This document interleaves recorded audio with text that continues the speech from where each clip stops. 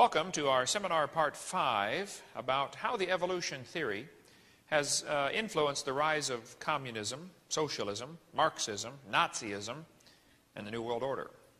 Folks, evolution is not just a dumb idea, it's a dangerous philosophy.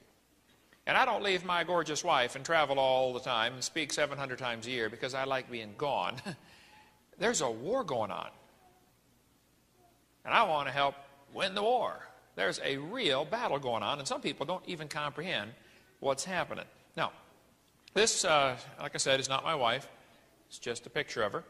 And we live in Pensacola, Florida. We've been there since 1989. January of '89, we moved to Pensacola, Florida. We have 3 kids, 1 of each. They are all married now, and all 6 of them work in my ministry. So it's a real blessing having everybody right there in the hometown. No grandkids yet. Need to have a long talk with those kids. All right. Kip Kinkle said, if there was a God, he wouldn't let me feel the way I do. There is no God, only hate. Where did a 15-year-old kid get a philosophy like this anyway? On May 21st, 1998, 15-year-old Kip Kinkle, a student at Thurston High School, allegedly entered the school cafeteria, fired more than 50 rounds from a semi-automatic rifle. 26 students were injured, 2 were killed. Later, the bodies of Kinkle's parents were found in his home.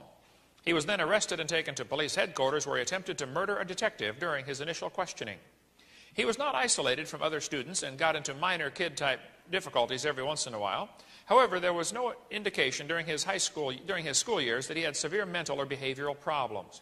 I've known him, who he was, since middle school.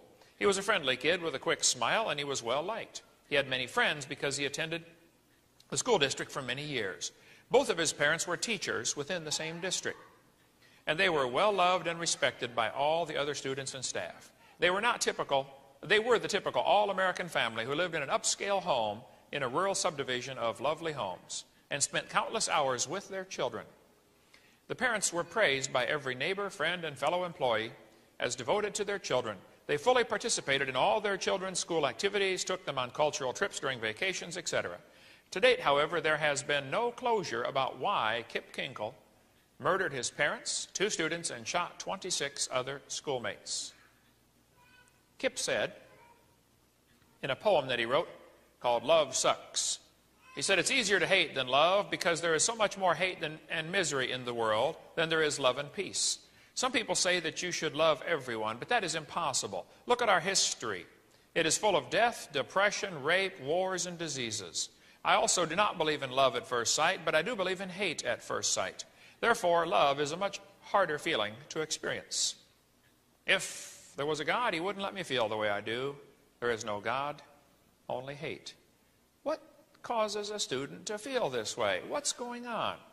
At Columbine High School, the kids that did the shooting, this article came out in Rocky Mountain News. They said their clothes may give a clue to the thinking of these teenagers. The autopsy report for one of the killers documents that on the day of the tragedy, he was wearing black combat boots, a black glove on his right hand, and a white T-shirt with the inscription, Natural Selection, on the front. This kid was a real strong believer in evolution. Right after the Columbine shooting, almost instantaneously, 5 more students from within the Springfield School District were arrested for threatening to murder students, principals, or teachers. In the adjacent school districts, more students were arrested for violent threats. And in one case, an elementary school boy shot 5 of his classmates with a BB gun while they were playing out in the yard. Folks, what's going on? What I want to try to do in this seminar is give you a more clear picture of what kids are being taught, why they believe the way they believe, what's in these textbooks, and how the evolution philosophy is really responsible for a lot of the things we're seeing in our society today. I taught school 15 years. I have a PhD in education. I've now spoken on this topic to about 700 times a year for the last 13 years. This is an active study of mine. I really, really want to help. I go visit prisons all the time. I went and visited the 2 boys in Arkansas that shot everybody in Arkansas. I sat across the table for 2 hours and talked to those boys. Our ministry donates thousands and thousands of dollars worth of materials to prisons and to prisoners. We're putting our money where our mouth is, okay? We would like to help. I would like to give you my unbiased opinion of what I think is causing the problem in our society. In our seminar part 1, we talked about the Big Bang Theory and the age of the earth. In part 2, we explained why the people lived to be 900 years old before the flood came in the days of Noah. What was the Garden of Eden like? Seminar part 3, we talked about dinosaurs, where they fit into history. They're part of the normal creation. They were made on the day 6 along with the rest of the animals. They lived with Adam and Eve in the garden. Noah took them on the ark. Probably babies, of course. Just be sure to get a pink one and a blue one. After the flood, people killed most of them. They called them dragons, and there could be a few still alive today. On our seminar part 4 videotape, we talked about lies in the textbooks. Things that kids have to face every day that are simply not true. They're being lied to. I mean, there's just no kind way to say it, okay? There are 30 or 40 some basic lies in every single textbook that I have seen, and all of them are designed to get the kids to believe in evolution. Now, in this session, we're going to focus on the last 150 years of history to see what the evolution theory has done to people's thinking process. Let's review some of what we covered on part 4, and then we'll discuss racism, communism, Nazism, and the coming New World Order. Coming soon, folks, to a city near you, and then tell you, after we get you all scared when you see what's going on, then we're going to tell you what you should do about it. Okay? God's in charge. Don't get nervous. James Hutton, back in the late 1700s, started the idea in modern society that the earth is billions of years old. And we mentioned in seminar 4 that this was a time of anti-monarchy. Get rid of the king and establish a democracy. The Laodicean age, Revelation chapter 3, the rule of the people. Well, James Hutton's book influenced a young lawyer named Sir Charles Lyell, and Charles Lyell wrote this book in 1830. There were a variety of people involved in this. It's hard to pin it on one person, but Charles Lyell certainly has to be one of the key players responsible for bringing us the evolution theory. He's the guy who invented the geologic column, which you kids have to study in school, and the geologic column does not exist in the world except in the textbooks. We covered video number 4. We covered all about the geologic column. This fellow says, I myself have little doubt that in England it was the long-age uniformitarian geology and the theory of evolution that changed us from a Christian to a pagan nation. And by the way, England today is a pagan nation. And I will quickly say America is also a pagan nation. I don't know if we ever were a Christian nation, but we're not now. And we might as well get used to it, folks. We have to reach them like you reach the pagans, like they did in Acts chapter 17, with the creation message. Charles Darwin, who wrote the book Origin of Species, and there's more to the title, we'll cover that in a minute, he was strongly influenced by quite a few folks. He was influenced by Lyell. He was influenced by a guy named Malthus. Now, Malthus had written a book saying, there are more people born than can possibly survive. So it's best if the weaker die off. Well, Darwin read that and believed it and said, wow, well then, okay, that goes along with my theory of evolution. James Hutton's book came out in 1795. Charles Lyell took away the flood, and his book came out in 1830. Darwin's book came out in 1859, and he took away the Creator. And boy, for the next 50 years, we saw the rise of all sorts of interesting philosophies. After all, if there is no God, well then, we must be God. And that led immediately to the rise of communism, socialism, Marxism, and the New World Order. Fred Hoyle, a famous British astrophysicist, said, I am haunted by a conviction that the nihilistic philosophy, which so-called educated opinion chose to adopt following the publication of The Origin of Species, committed mankind to a course of automatic self-destruction. A doomsday was then set ticking. Well, Fred, I agree. Most of what we're seeing today really started 150 years ago when people rejected God. See, there are 4 great questions and 2 ways to answer them. Who am I? Where did I come from? Why am I here? Where am I going when I die? Evolution tries to offer 4 answers to those 4 questions. Creation offers an answer to those questions also. See, if creation is true, there are 2 ways to look at the world. Some people look at it and say, wow, it's incredible design, there must be a designer. That's the creation worldview. Other people say, nope, just evolved all by itself. The Bible says God created the heaven and the earth, but some people are able to look at this world and say with a straight face, you know, there's amazing, it's a big bang, made this from nothing. That's the humanist worldview. See, humanists put humans in God's place. They say man is God. Humanists regard the universe as self-existing and not created. That's the first plank in the Humanist Manifesto. Interesting. Evolution is the foundation for humanism. This fellow wrote a book, and in his book he said, do humanists believe in a supreme being? Emphatically, yes. That supreme being is man. Humanists have no knowledge of any being more supreme. This guy says the turning point in history will be the moment that man becomes aware that the only God of man is man himself. Now, just who owns this world anyway? People get this idea, I am God. I am God. I'm God. I'm God. I'm God. I'm God. Hey, Gabriel, come and listen to this. Ha, ha, ha. We're not such big shots, folks, okay? You're not God, okay? And the job's not even available anyway, okay? See, if evolution is true, then who owns this world? Fundamental question. Who owns the world? Who owns you? Who makes the rules? How do you decide right from wrong anyway? If evolution is true, how are kids supposed to decide right from wrong? They have no moral standard, no moral compass to go by. If man is God, and this is what humanism means, then the strongest make the rules. Might makes right. That's a natural philosophy that flows from evolution. There is no absolute standard, and there's no possible way to tell right from wrong. During the Civil War, one man decided he did not want to get involved on either side. So he put on a Yankee coat and rebel pants. He said, now they'll both leave me alone. Well, after the battle, he was found dead. His Yankee coat was full of rebel bullet holes, and his rebel pants were full of Yankee bullet holes. Folks, the problem is very simple. There's a war going on. We are in the center of the battlefield. This is the greatest war in history. All you need to do is decide who you want to fight for and get busy and work for your general. You cannot be neutral. You are either going to serve the Lord or you're going to serve the devil. You cannot be neutral in this war. There's a battle going on. Now, we as Christians have a tremendous advantage. We have a book that tells us how it turns out. See? And I read the last chapter, and we win. Okay?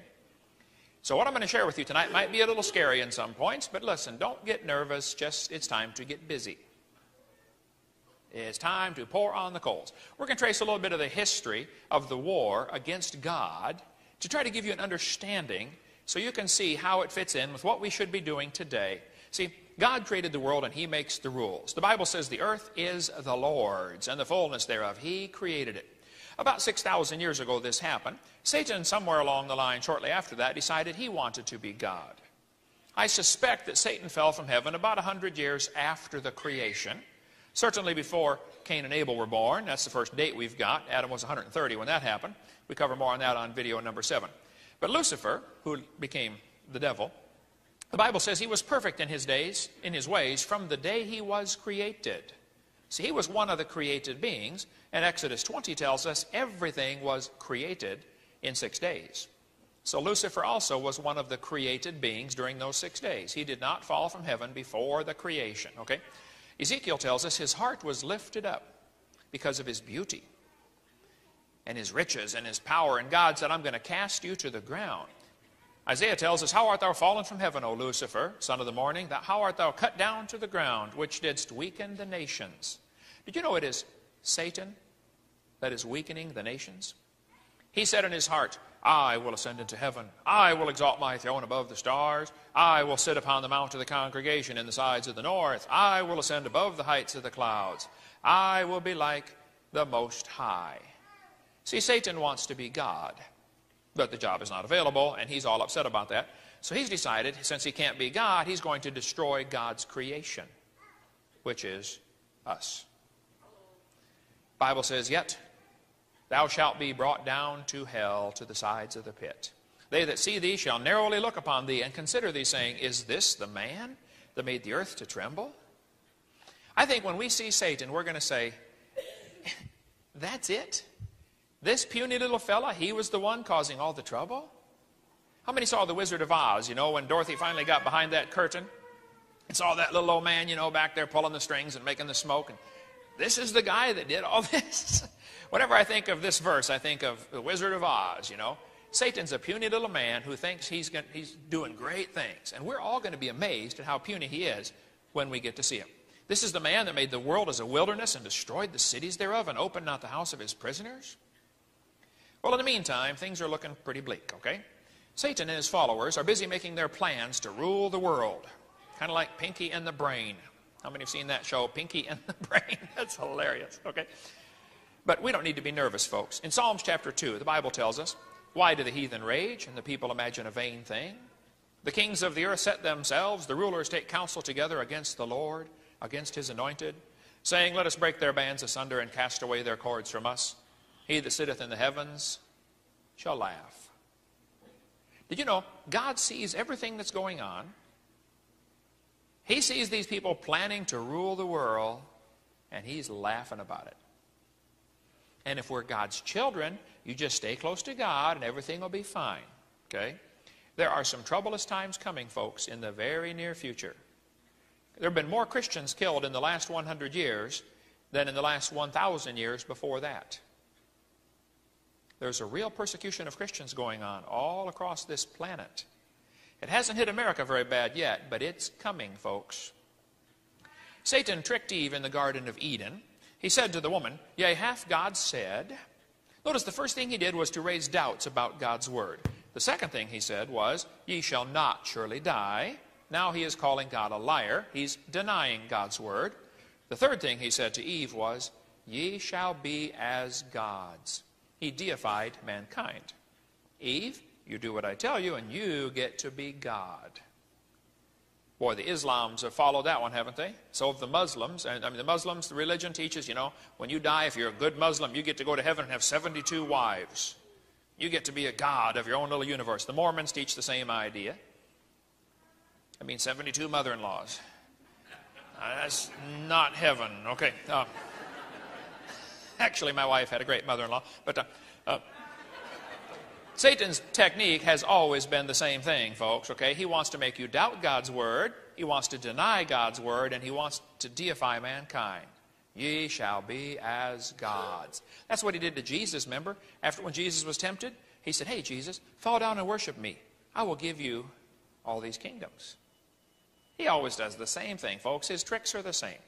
The devil took him up into a tall mountain and said, all these kingdoms of the world and the glory of them will I give you, if you fall down and worship me.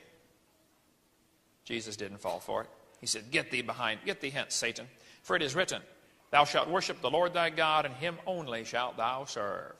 You know, a satanic high priest named Aleister Crowley claimed that his demon, Iwas, told him the year 2000 would mark the end of the superstition of Christianity and the beginning of the golden age, when those possessing the will to dominate and conquer would ascend to godhood.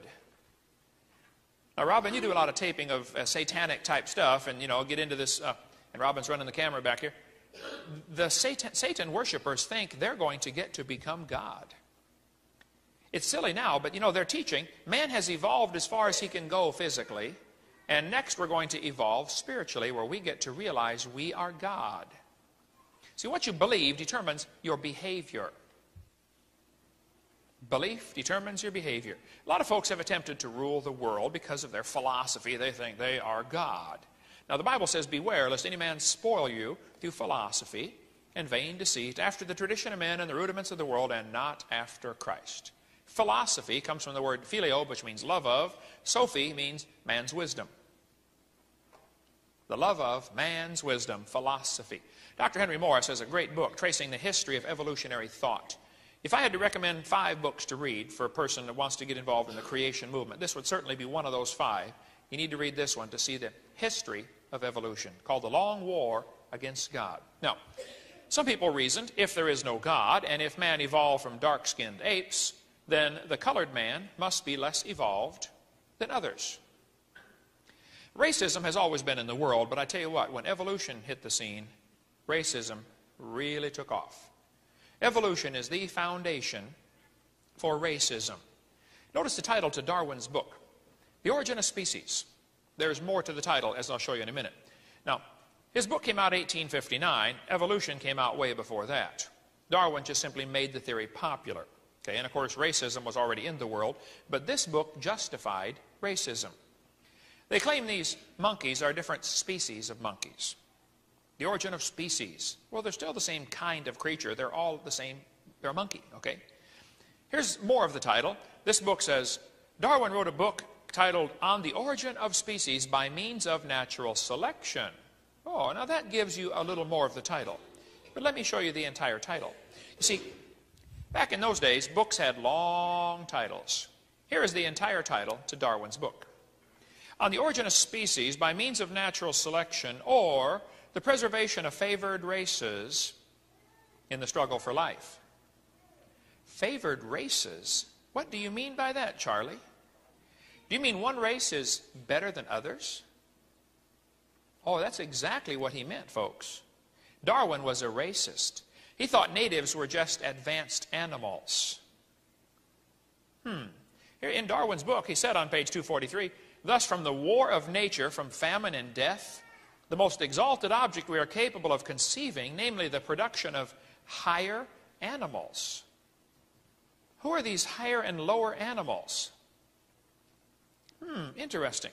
Well, back in 1859, of course, America still had slavery. You could buy Negroes like cows. Slavery was in America and in many other countries of the world. So Darwin's book really threw gasoline on that fire of racism. Henry Fairfield Osborn was the curator at the American Museum of Natural History in New York. He said, the standard of intelligence of the average adult Negro is similar to that of the 11-year-old youth of the species Homo sapien. If a museum curator said that today, how long would he keep his job? Or his life? Stephen Gould at Harvard University said biological arguments for racism may have been common before 1850, but they increased by orders of magnitude following the acceptance of evolutionary theory. Thomas Huxley's the guy who got everybody believing in Darwin. Huxley said, no rational man, cognizant of the facts, believes that the average Negro is the equal, still less the superior of the white man. Priestley, the Anglican priest who really promoted Darwin, said the black people of Australia, exactly the same race as the African Negro, cannot take in the gospel. I ran a bus route for 17 years in all black neighborhoods. I have brought thousands and thousands of black people to church and to Jesus Christ, okay? And I loved the ministry. Much friendlier folks than many, okay? You go knock on the door, they invite you in, you sit down for supper, and you're sitting there eating. By the way, what's your name? I mean, it's really a neat society to work with. I loved it. One night I couldn't sleep, so about 2 o'clock in the morning, I was out driving to my bus route. We had a ghetto-type area where I went in there, picked up kids, and brought them to church. And here it was 2 o'clock in the morning, and some guy had been out drinking, and he turned his car down what he thought was the road, but instead it was the railroad track. He drove down the railroad track a little ways, and the car bottomed out and was stuck on the rails, you know. And so I saw this unusual sight and thought I would help the guy get out of the car before a train came by and killed him. So I'm standing over there, you know, trying to get this guy out of the car so I can push his car off the track. Another man stopped to help me. And we're pushing the car back off the tracks, and the guy says, hey, what are you doing out here in this part of town? I said, well, I run a bus over here, and I pick up folks out of this community and bring them to church. He said, in there? He said, that's an all-black neighborhood. I said, oh, yeah, I know almost everybody in there. He said, you do what with them? I said, I bring them to church, you know, show them how to get saved and go to heaven. He said, those are black folks. They can't be saved. They don't have a soul. That's what he told me. I said, are you from the KKK? He said, how did you know? Just a lucky guess. I'm not kidding.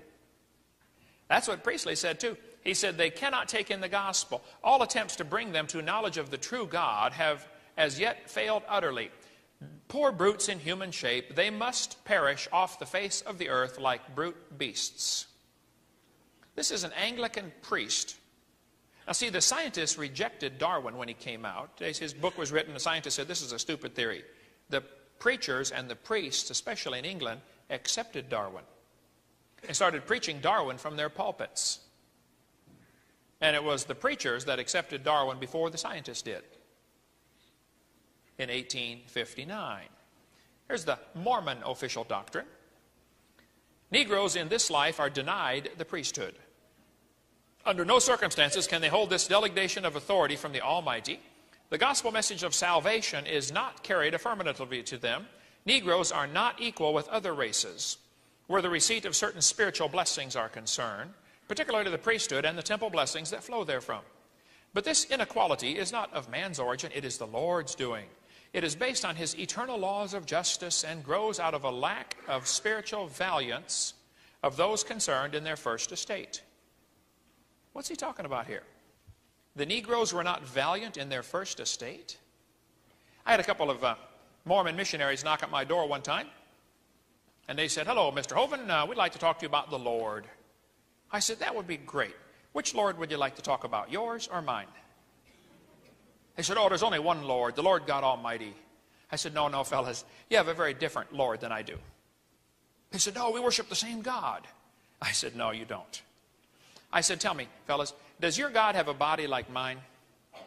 They said, "Yeah, we believe he does." I said, "Well, my Bible says God is a spirit, and they that worship him must worship him in spirit and in truth. And if he has a body, how can he be all places at the same time?" Think about it. I said, "Does your God live on the planet Kolob, K-O-L-O-B?" They said, "Well, yeah, we believe he does." I said, "Well, I taught earth science for years, which includes astronomy, and I don't have any idea where Kolob is, neither does anybody else, but let's assume that's true." I said, "Does your God have thousands of wives?" They said, "Yeah, we believe he does." I said, "Does your God have normal physical relations with his thousands of wives in Kolob, and they produce spirit babies?" And they said, "Yes, we believe that's what happens." I said, "And if the spirit baby, the human couple on earth only produces the body, but your God produces the spirit, is that what you believe?" They said, "Yes, that's what we believe." I said, "Now, fellas, let me ask you this question. Do you believe that your God has these spirit babies up on Kolob, and if they're a good spirit baby and they're valiant, they come down to earth and they get a body with white skin? If they're a bad spirit baby, they come down and get a body with black skin. Is that what you believe?" They said, "Well, you're not supposed to know that, but yes, that is what we believe." I said, "Now, fellas, listen. I know you have the tag that says elder, even though you're 17. But let me explain something to you. Your God on Kolob has to supply a spirit for every baby born on earth. And he does it up there to supply the spirit the same way people do it down here to get the body. Is that what you're telling me?" They said, "Yeah, that's right." I said, "Fellas, I taught biology and anatomy for years. I've been married 20 years at that time. It's 28 now. I said, I have 3 kids, one of each. I delivered one at home. I said, fellas, there are 2 babies born on earth every second. 24 hours a day, round the clock, nonstop. And your God supplies a spirit for every one. When does he get time to answer your prayers?"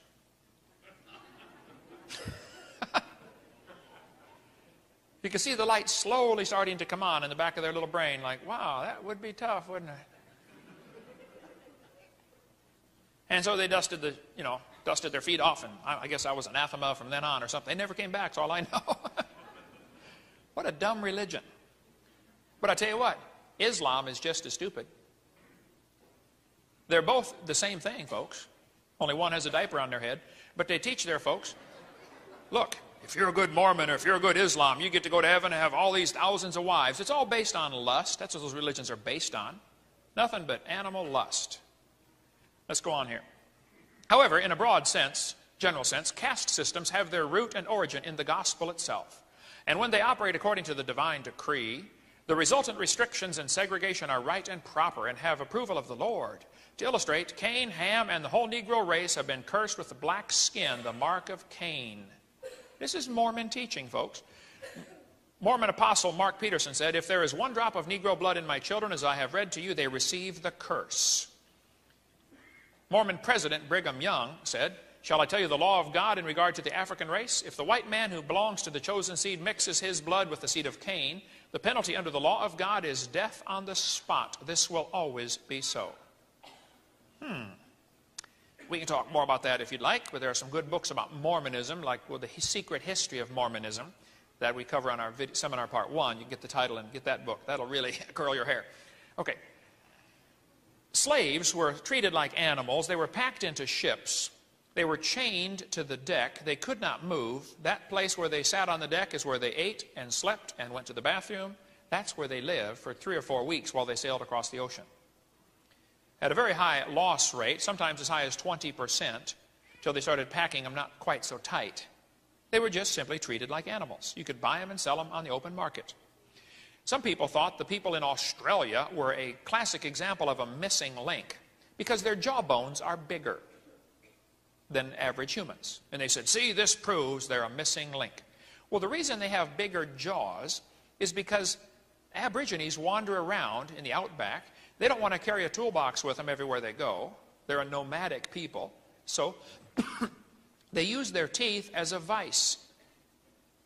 They're going to clamp down on a tree branch to strip the bark off to make a tool or something. They're constantly using their jaws. Not just for talking, but really, really hard use on the jaws, which makes the muscles get bigger. And any bodybuilder can tell you the bigger the muscles get, the bigger the bones get. Bones grow in response to muscle growth. And so they have bigger jaws because of their lifestyle, not because of evolution. But the Aborigines were rounded up and shot because people thought they were an inferior species. Every single one of them from Tasmania was killed. There are no Tasmanian Aborigines alive today. Last one killed in 1908. If you've ever seen the movie Quigley Down Under, you know, they brought Quigley out there to shoot the Aborigines. That's what they wanted him to do. That stuff really happened, folks. They were killing them. They were putting them in, making slaves out of them, doing all sorts of mean things to these Aborigines. One missionary actually witnessed this, and the story's in Creation magazine. These two folks were going around collecting skulls for museums to be displays for missing links. Here's the story the missionary said, right here. A New South Wales missionary was the horrified witness to the slaughter by mounted police of a group of dozens of Aboriginal men, women, and children. 45 heads were then boiled down, and the best 10 skulls were packed off for overseas. They shot them to get their heads for museum displays. Did you know the Smithsonian has 33,000 sets of human remains in their basement right now? It's called the Army of the Potomac. 33,000. Did you know in 1904 in St. Louis, the World's Fair had an exposition with over 2,000 what they said were primitive people? Anthropologist W.J. McGee designed the whole display. They were going to demonstrate how white man was superior. Where the St. Louis World's Fair was held is now, today, the St. Louis Zoo. One of the cages that held Ota Benga is still up today, as far as I know. And it was where they kept Ota Benga in with chimpanzees. He was a pygmy from Africa. They were demonstrating how close they were to the apes. Ota had a wife and 2 kids. He committed suicide over this. If you want to read more on Ota Benga, get the website rae.org. You can see a lot more about what happened to Ota Benga. President Roosevelt was influenced by all this propaganda. He believed there were inferior races also, but he thought the Indians were inferior. See, Roosevelt said, I wish very much the wrong people could be prevented entirely from breeding. He thought that immigrants from Europe, Scotland, Ireland, and the Orient were a threat to American society because they were inferior. How many of you have ancestry from one of those places? Just about everybody in the room, right? Okay. In 1871, Congress scrapped all treaties with the Indians and moved them off to the reservation system we still have today. Because our leaders thought the evolution was true and the Indians are an inferior species. The Trail of Tears took place before Darwin's book came out, but not before the evolution theory was popular. This is when people thought they were inferior species. The Trail of Tears is when they took the Cherokees and Creek Indians and moved them off to Oklahoma. 1/3 of them died along the way. Cherokee forced expulsion from their lands.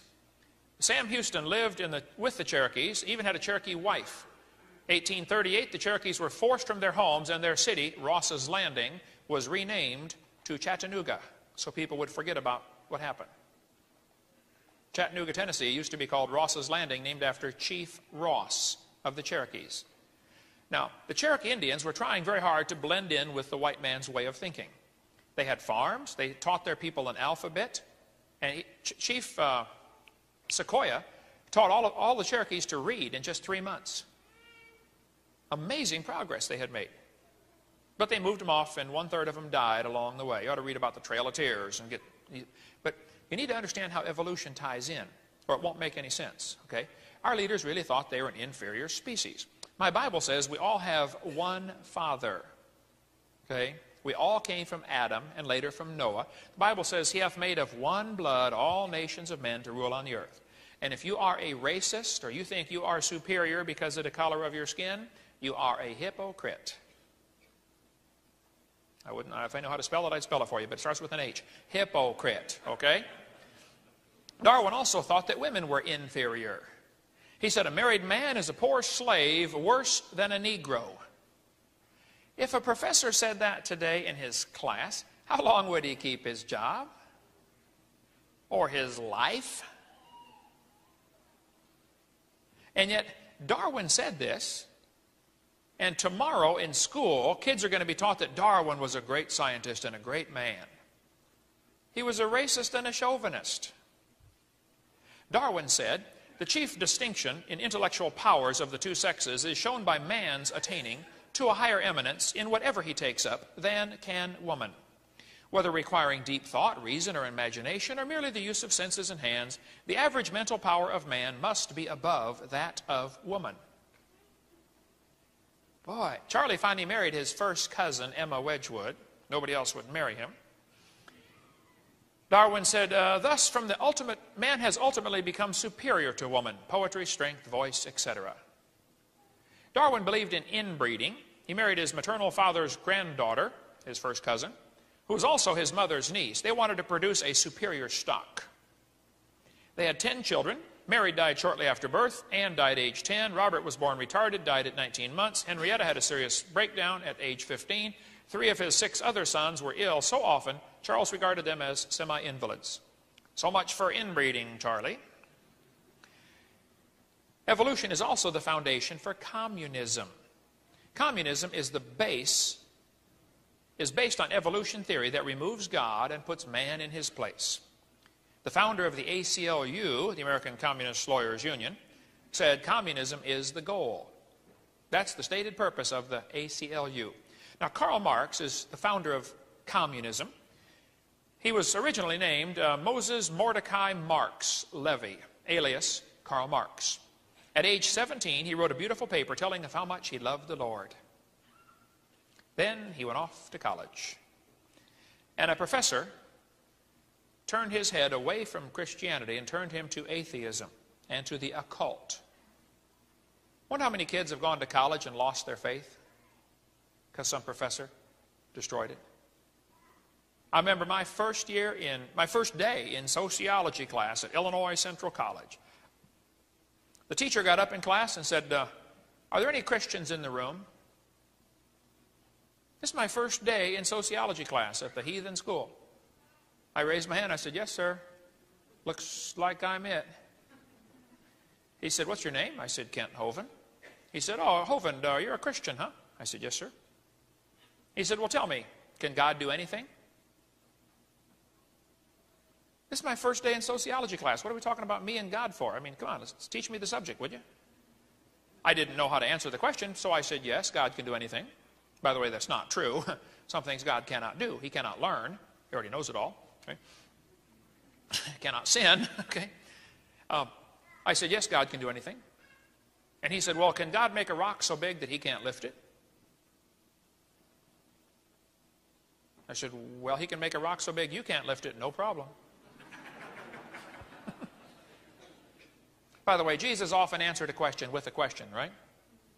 I've learned how to answer these idiots now when they say that. So he said, no, can God make a rock so big he can't lift it? I'll say, well, tell me, have you had geometry? And they'll typically say yes. I say, okay, good. I taught geometry for years. Now tell me, a line goes forever in both directions. Is that right? They said, that's correct. Okay.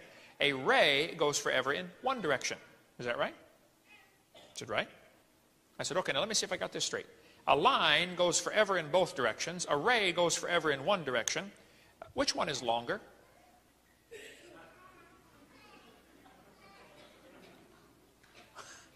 You tell me which one's longer and I'll tell you about the rock, okay? 75% of kids from Christian homes who go to public schools are going to reject the Christian faith after 1 year of college. Karl Marx later said, my objective in life is to dethrone God and destroy capitalism.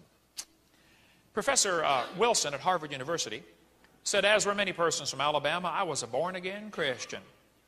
When I entered the Southern Baptist Church, when I was 15, I entered the Southern Baptist Church with great fervor and interest in the fundamentalist religion. I left at 17 when I got to the University of Alabama and heard about evolution theory. Destroyed his faith. Scott wrote me this letter and said, Dr. Hovind, until I went to college, my faith in God was sound, but my college history class helped to destroy that faith. I started to doubt the Bible and God's Word. I even started to doubt Jesus Christ was truly God's Son and that He died and rose from my sins. My best friend showed me your tapes and I was in awe of what I saw. Everything I thought I knew about life was changed. I've been praying every day that I would get a chance to talk to Tom Hanks, the movie star. Because Tom Hanks, I read when he was 16, he got saved. And I just suspect his first year in college, somebody turned him onto evolution theory and turned him away from God. And I just think that's what happened to Tom. And I don't know why. I'm just burdened for Tom Hanks. I pray for him every day. I want to win him back to Christ. And I'm just willing to bet what happened. First or second year of college, it was this evolution theory that got him. And if somebody knows Tom, give him this tape. Tom, I love you and I'm praying for you and I'm going to get you converted before it's over with. Okay? Christianity has fought, still fights, and will fight science to the desperate end over evolution, because evolution destroys utterly and finally the very reason Jesus' earthly life was supposedly made necessary. Destroy Adam and Eve and the original sin, and in the rubble you will find the sorry remains of the Son of God. Take away the meaning of His death. If Jesus was not the Redeemer who died for our sins, and this is what evolution means, then Christianity is nothing. Boy, that's the truth, folks. Karl Marx based his philosophy of communism on evolution. He even tried to dedicate his book to Charles Darwin. Dedicated to Charles Darwin from a sincere admirer, Karl Marx, 1873. Interesting. Karl Marx had 6 children. 3 died of starvation in infancy. The guy never worked a day in his life. He's a lazy bum. That's the days before they had the little cardboard sign, you know, we'll work for food. He didn't even hold up the sign, okay? 2 other kids committed suicide. When Marx died, only 6 people attended his funeral. He was a loser all the way around. But Karl Marx left a legacy. He left us the Communist Manifesto of 1848. There are 10 planks to the Communist Manifesto. All of them are based on anything that is anti-Christian. If God's for it, Marx was against it. The first plank was to abolish private property. The Bible's real clear about private property. You know, they had a system set up in the Bible where if you lost your property, your family would get it back every 50 years, the year of Jubilee. You couldn't possibly lose your property forever because God knows you can't have real freedom unless you have private property ownership. Christianity and God's economy is based on property rights, property ownership. Every man has his own vine and his own fig tree. You provide for your own. If any man provide not for his own, he's worse than an infidel and hath denied the faith, the Bible says. Drink water out of your own cistern, and running waters out of your own well, it says in Proverbs chapter 5. Peter Burrell, the president of the National Audubon Society, said, we reject the idea of private property. Wow, he's been reading Karl Marx, hasn't he? Here's a Pledge of Allegiance for 3rd graders in a public school in Massachusetts. I pledge allegiance to the earth, which I do love and depend on, and to all life on land, air, and sea, which is as much a part of the earth as me. 3rd grade, Wisconsin Public School. I pledge allegiance to the world, to care for earth, sea, and air, to honor every living thing with peace and justice everywhere. A couple of months ago, Jacob Bredston here's his phone number, told me that when he was in 3rd grade at Johnston Elementary School in Blaine, Minnesota, his teacher, Ms. Klophocky, took down the American flag and made the kids pledge to the earth instead. Well, Ms. Klophocky, I will buy you a one-way ticket to the Soviet Union if you promise to stay. I've been there. You don't want what they've got over there. The Bible says the love of money is the root of all evil. There are two basic philosophies of how man ought to be governed. One is based upon evolution thinking, which says laws come from man's opinion. After all, if there is no God, then we must be it, folks. We better decide what's right and wrong. Rights are granted by the government, and the government should be the provider. Government should provide everything. That's really based on evolution thinking. It's called a democracy. And democracies are terrible forms of government. I sat by a lady on the airplane coming up here who was telling me how the government ought to do this, and the government ought to do that, and the government ought to provide this. And I said, ma'am, you don't have a clue what you're talking about. Did you know our founding fathers had a different philosophy? They said, we hold these truths to be self-evident, that all men are created equal. They're endowed by their Creator with certain unalienable rights. Hey, where do rights come from? They come from the Creator. Do you have the right to get married? Yeah. Where does this right come from? From God. Well, then why do we ask the state for permission? A lot of folks don't understand, but if you get a state marriage license, you've now entered into a contract between you and your husband or wife and the state you live in, and any children you produce belong to the state. And they can come take them away if they don't like the way you're raising them. And it all starts with that marriage contract. There was no such thing as a marriage license till about 100 years ago. Listen to the preacher. It makes me nervous when I hear him say that. By the authority invested in me by the state of Wisconsin, I now pronounce you man and wife. Now, you want to study that subject out real carefully. Get the website hushmoney.com or .org. You can get a lot more on that. Hushmoney.com, here it is. Same thing with churches. Why do churches ask the government for permission to exist? By becoming a 501c3 corporation. You better, Peter Kershaw had written the book not only Hush Money, but also In Caesar's Grip, that you better read before you decide you want your church to be incorporated. See, our ministry, CSE ministry, is not incorporated. It's not a 501c3 corporation. And we have a very interesting time with the county officials in our county because they think they have authority over our ministry. And they don't. God has authority over it, and Christians died by the millions to preserve that fundamental right.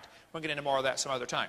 But our founding fathers believed that this country was founded by Christians on the gospel of Jesus Christ. The other philosophy is what our founding fathers had, that creation is true, and laws come from the Creator, rights are unalienable, and the government should be limited to two things: punish evildoers and defend us from outside invaders. Those are the only two legitimate functions of government. They should not be involved in welfare. They should not be involved in education. It's called a constitutional republic. That's how it started, folks. But evolution says, oh no, man's in charge, so we better decide truth and better decide right and wrong. And the basic philosophies of government are really based on creation or evolution. Second plank in Karl Marx's manifesto was a heavy progressive income tax. Don't get me started on that one. We have a long 30-page letter we can send you on that one. Send our office a few bucks to cover copies, and we'll send you our 30-page letter about this topic right here. Okay? The third one was abolish the rights of inheritance. Bible says a good man leaveth an inheritance to his children's children, and the wealth of the sinner is laid up for the just.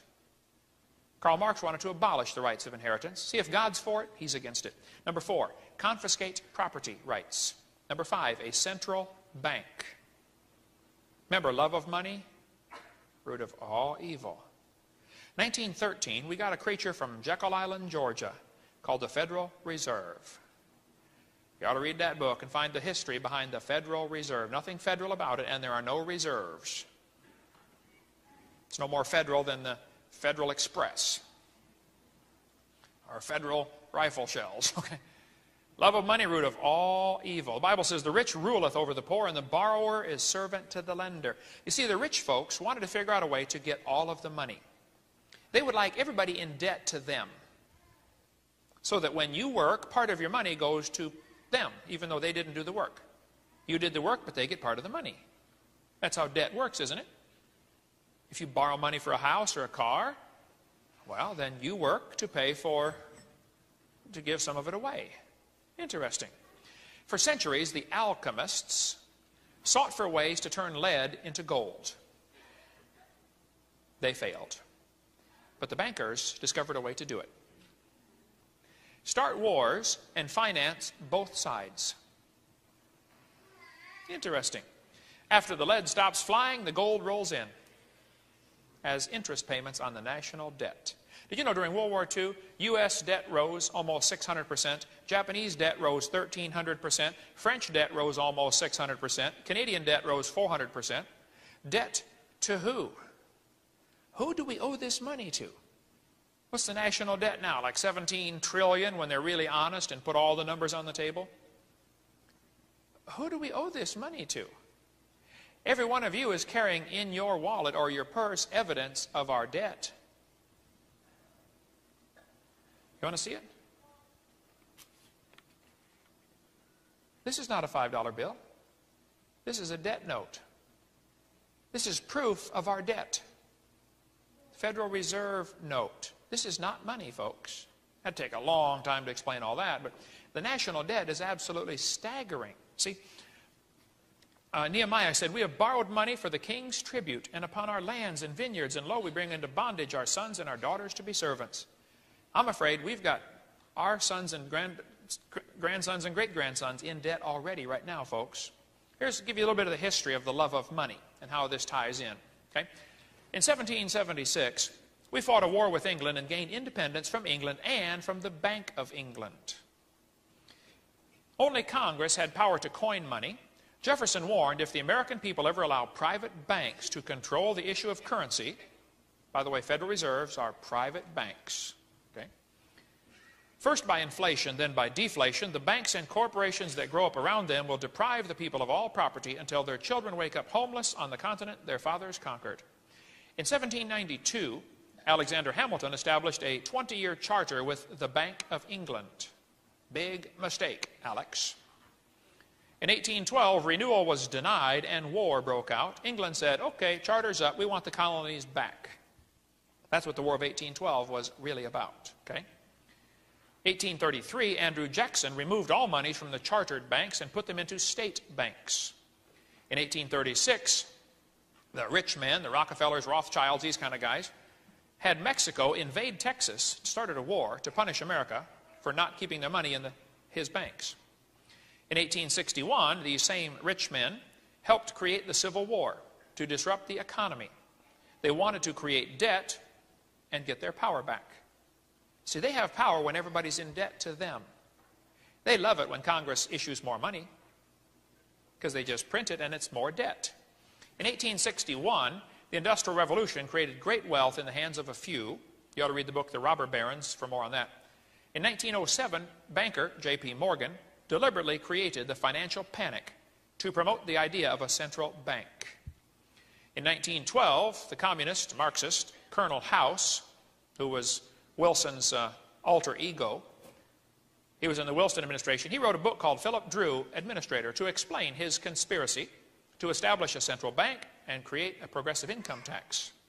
1913, Federal Reserve Act was passed and Federal Income Tax Act was passed. December 23rd, 2 days before Christmas, the Federal Reserve Act passed. Then the 16th Amendment was passed. Now this is the greatest hoax in history. All the senators had gone home. This is Christmas. Colonel House walks in, announces to practically an empty Senate, the 16th Amendment has passed. Now when an amendment passes, all the states have to ratify it. When this 16th Amendment to allow for the income tax went out to all the different states, almost every state didn't even vote on it. When it came up for issue, they said, this is unconstitutional. We passed. We're not going to vote on it. So when they said pass, that didn't mean they agreed. That means they didn't want to vote on it. 16th Amendment was never ratified. The law that never was, okay? That's a long, interesting story. Anyway, in 1916, Wilson, reflecting on the Federal Reserve Act, said, "I have unwittingly ruined my country." From 1920 to 1929, the bankers increased the money supply by 62% to create the Roaring Twenties and brought people into the stock market. October 1929, the bankers called in their loans and sent the economy into the Great Depression. This was intentionally done. And then helped create the New Deal programs where they could loan the government money to rescue the economy. And guess who we're in debt to? Same guys.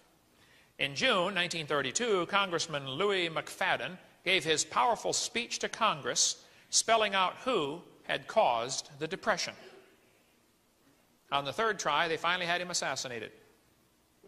Congressman Louis McFadden. There was also, Lindbergh was very much outspoken against the banking system, and he ended up getting his baby kidnapped and murdered because of this same issue. Okay? 1933, the government debt to the bankers began to grow steadily. Millions readily accepted a Social Security number, which, by the way, is voluntary, and I don't have one. Okay? The rich men then tricked people into getting a Social Security number in order to get their benefits from the government. As usual, they created a crisis, the Depression, to encourage compliance. Here's an original Social Security card. Look what it says. Not for identification. New ones, you have to have for identification for just about everything, don't you? Look, if anybody asks for your Social Security number, just say, it's none of your business. I applied for insurance, and they said, for life insurance. And they said, oh, you don't have a Social Security number. Can't have insurance. I wrote them a letter. I said, I'd like insurance. Please insure me.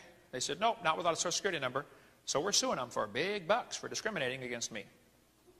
That should come to a head in the next couple of weeks. Call me and I'll let you know how it turns out. I might be able to fly all of you down to Florida to see our place. Okay? Here's go to the local post office and pick up a draft notice for you kids, selective service. Look what it says here. If you have a Social Security number, it is mandatory you include this information. If you don't have one, leave this block blank. It is not mandatory to have a Social Security number. They want you to think it is, but it is totally voluntary. What happened, we traded our real money, which is silver and gold, for worthless paper. Real soon, those who control the real money will require all transactions to be controlled electronically by an embedded chip. I have in my wallet a $5 Federal Reserve note from 1928. Very interesting reading. Look what it says here. Redeemable in gold on demand at the United States Treasury, or in gold or lawful money at any Federal Reserve Bank. What are they telling me? I can trade this in for gold, or I can trade it in for lawful money. Isn't that what it says? You mean this is not lawful money? No, this is a Federal Reserve note. This is a debt note. This is not money. We've got a whole generation now who grows up thinking this is money, and it is not money, folks. It is a note. It's a debt note. That would be a long, interesting study. Also, you may want to get into. Then in 1933, a couple of years after this was issued, President Roosevelt declared to Congress of Governors that a national state of emergency existed. The Great Depression was going on. So the governors voted unanimously to give the president emergency power to wage war on the economy. These powers would not be available under normal constitutional process. March 1933, Congress voted to give the President of the United States and to the Secretary of the Treasury the emergency powers sanctioned to wage war through executive orders. Abraham Lincoln issued the first executive order to bring troops into the South. And by the way, I love my country, but the wrong side won that war. That war was not about slavery. That war was about states' rights. That's another long, interesting story. But in 1933, Section 5B of the Trading with the Enemy Act of 1917 was amended to include the citizens of the United States. By the way, capital U, capital S, You don't want to be a citizen of that one. You want to be a citizen of the small u, capital S. That's another long, interesting story, okay? By and through their ability to own gold and silver as an enemy of the United States. In 1933, they said, if you own gold, you're an enemy of the country. Everybody turned their gold in to the government, 1933. Then in 1934, this note was issued, which I have in my collection at home. It says right here, this note is legal tender for all debts, public and private, and is redeemable in lawful money at the United States Treasury or at any Federal Reserve Bank. That's still not lawful money, folks. It's fraudulent. See, the note is evidence of debt, not money. The Coinage Act of 1792, which has never been revoked, defines a dollar as 25.8 grains of gold or 412 grains of silver. That's why a silver dollar was always the same size. It had to be 90% silver and had to weigh a certain amount. And it was a real lawful dollar. Here's the new euro currency. European Common Market. Interesting. Notice the woman riding on the beast here in both the coins and the dollars. Revelation 17. He carried me away in the spirit into the wilderness, and I saw a woman sit upon a scarlet-colored beast, full of names of blasphemy, having 7 heads and 10 horns. The beast has 7 heads and 10 horns on the European currency. Interesting. Here's the Bank of England 10-pound note with Charles Darwin's picture on there. Now that's interesting. You want to study more about the Federal Reserve, you ought to get that book on the horns of the beast. To see more about the money issue, you can call, our ministry can order it for you. You can get it through us, or you can get it right there off this phone number on the screen.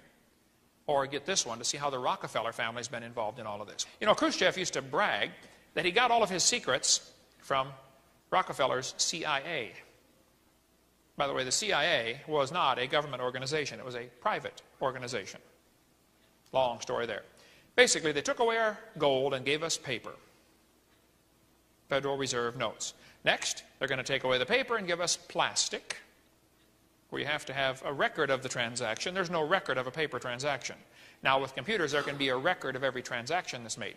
Finally, they're going to take away the plastic and put a mark in the hand or forehead.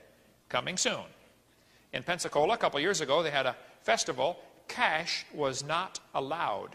You could not spend money, or Federal Reserve notes. You had to have a card. Interesting. And we could talk a long time about the mark of the beast, but you might want to get a hold of Carl Sanders, a friend of mine in Arkansas, Mountain View, Arkansas. He's one of the guys who helped develop the microchip. And now he travels and speaks about the dangers of the microchip in the future of the world, how that's going to be probably the mark of the beast or something similar to that. You may also want to get a hold of Dean Martin, a friend of mine in Pensacola. I'd like to have a name like that, Dean Martin. But that's his name. He's a great guy. He has a lot of information and has a demonstration he puts on with the microchip to let people know where the technology is going, okay? The Bible says in Revelation chapter 13, he causeth all, talking about Satan, he causeth all, both small and great, rich and poor, free and bond, to receive a mark in the right hand or in the forehead. This was prophesied 2,000 years ago. And he said, without the mark you cannot buy or sell. Revelation 14, if any man worship the beast and his image and receive his mark in his forehead or his hand, the same shall drink of the wine of the wrath of God, and he shall be tormented with fire and brimstone. Don't receive the mark. You know, I don't think there's going to be a time, preacher, when we can just stand up and take a stand against the mark. I think it's going to be a slow, gradual choking process where all of a sudden certain stores just, you don't have a mark? I'm sorry, you don't buy here. You're just gradually going to phase out the Christians who refuse this mark. It's not going to be a big glorious deal where you get to stand up. You're just slowly going to starve to death. I don't know, but I suspect that's what's coming. I know in Washington, D.C., you cannot ride the bus or the transit system unless you have a card in your wallet which has a microchip embedded in it. And you don't even take it out of your wallet. You step up on the bus and you walk through this little archway and automatically deducts the fare from your card. There are places where you can recharge your card all around the city. But if you don't have a card, you don't ride the bus. And it will get to the point where if you don't have a chip in your hand or your forehead, you don't go in the store or you don't buy or sell. Mark my words, that's what the Bible prophesied. It's coming, folks, to a city near you. They now have Speed Pass, where you can have this little chip, little microchip. You put it on your key ring, you walk up to get gas, you touch the pump, you fill it up, and you drive off. How many have seen those? I've seen several of you in the church that already have them, okay? Not that it's good or bad, I'm just saying it's probably the forerunner. This is headed that way, folks, all right?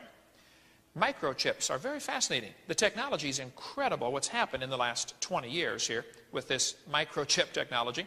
They now have these little tiny chips. Hitachi Corporation, just a few weeks ago, or a couple months ago, came out with the mu chip, 1/2 millimeter, the size of a period on a piece of paper.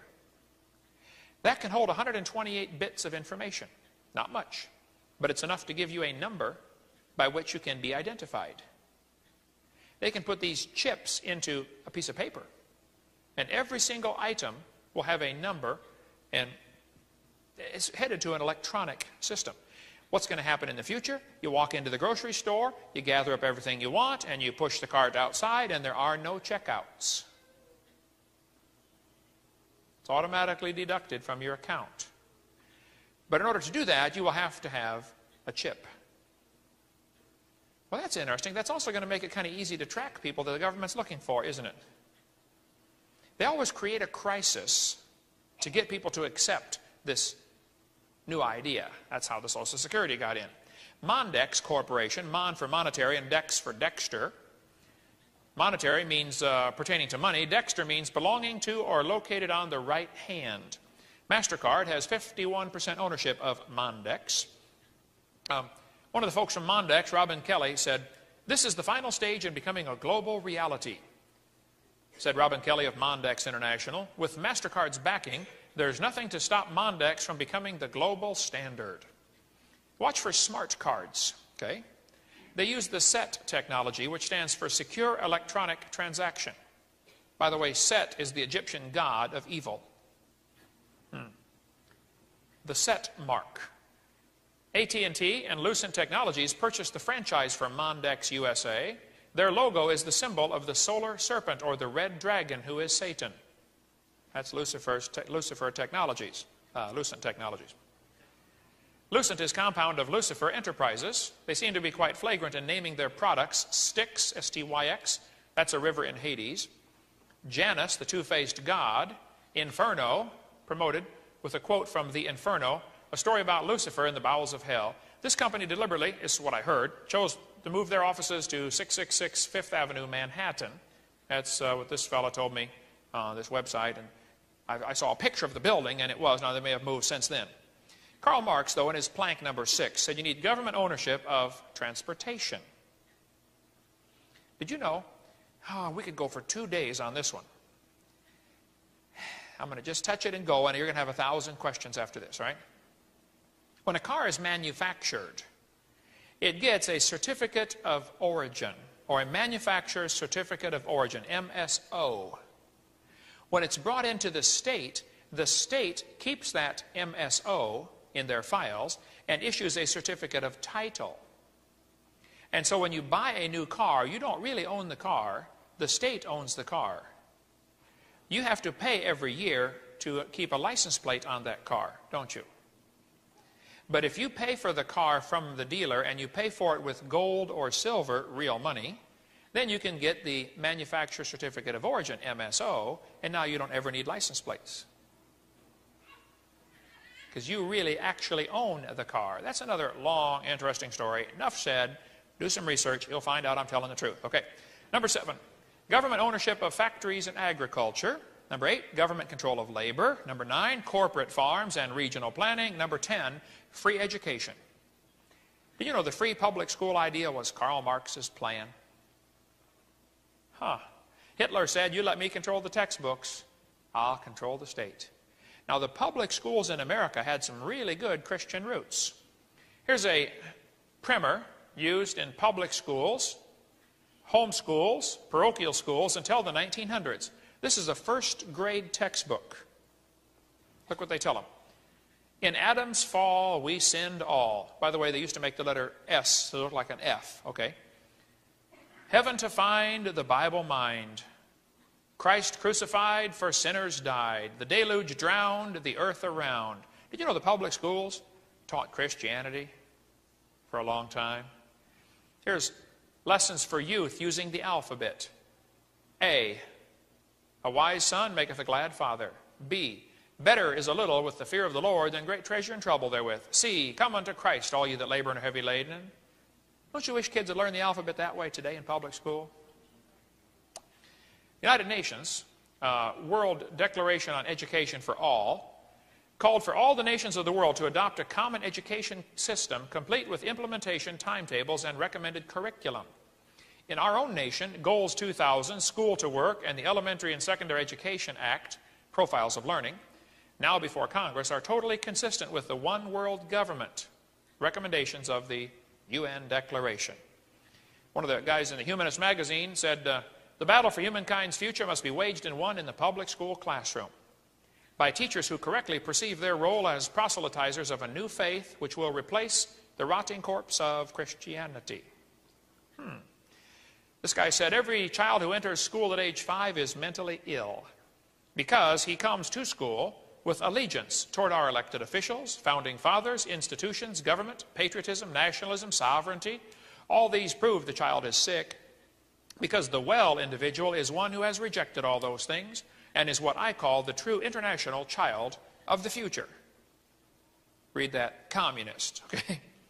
This is a social studies book by HBJ, Harcourt Brace Jovanovich.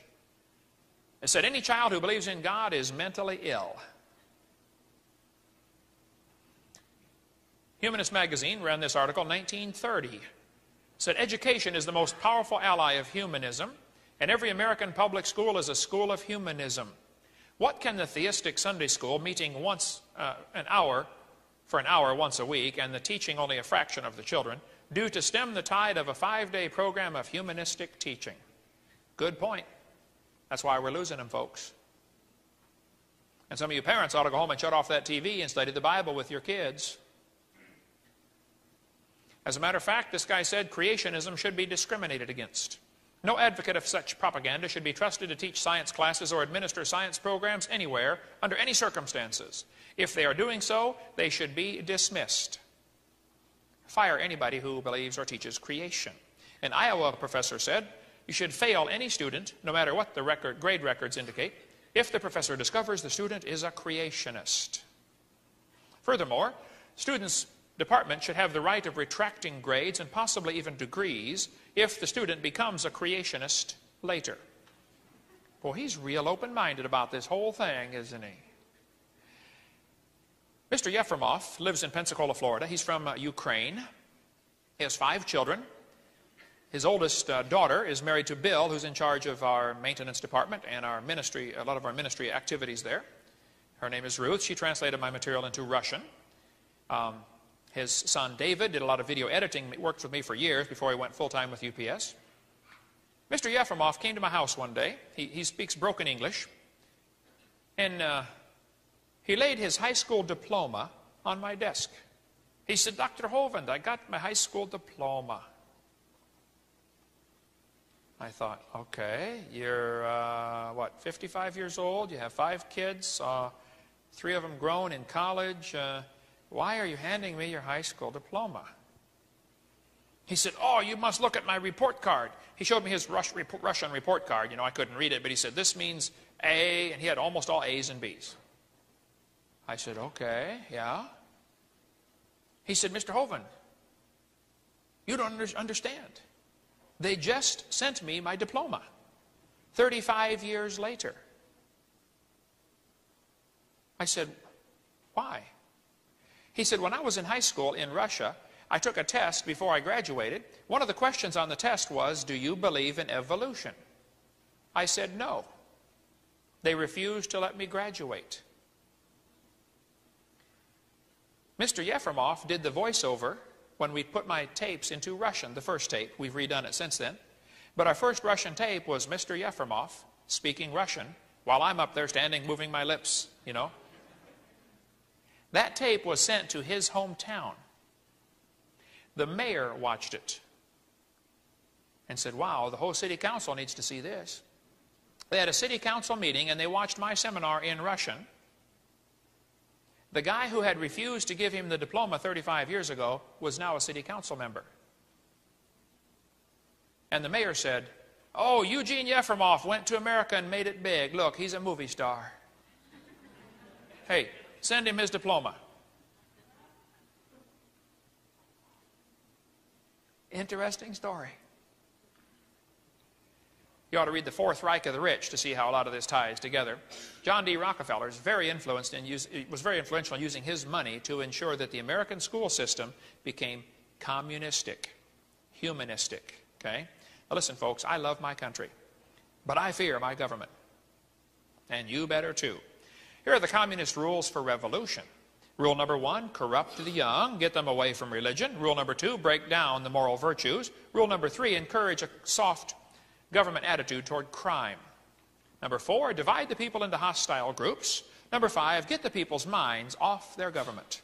Focus their attention on athletics or sex.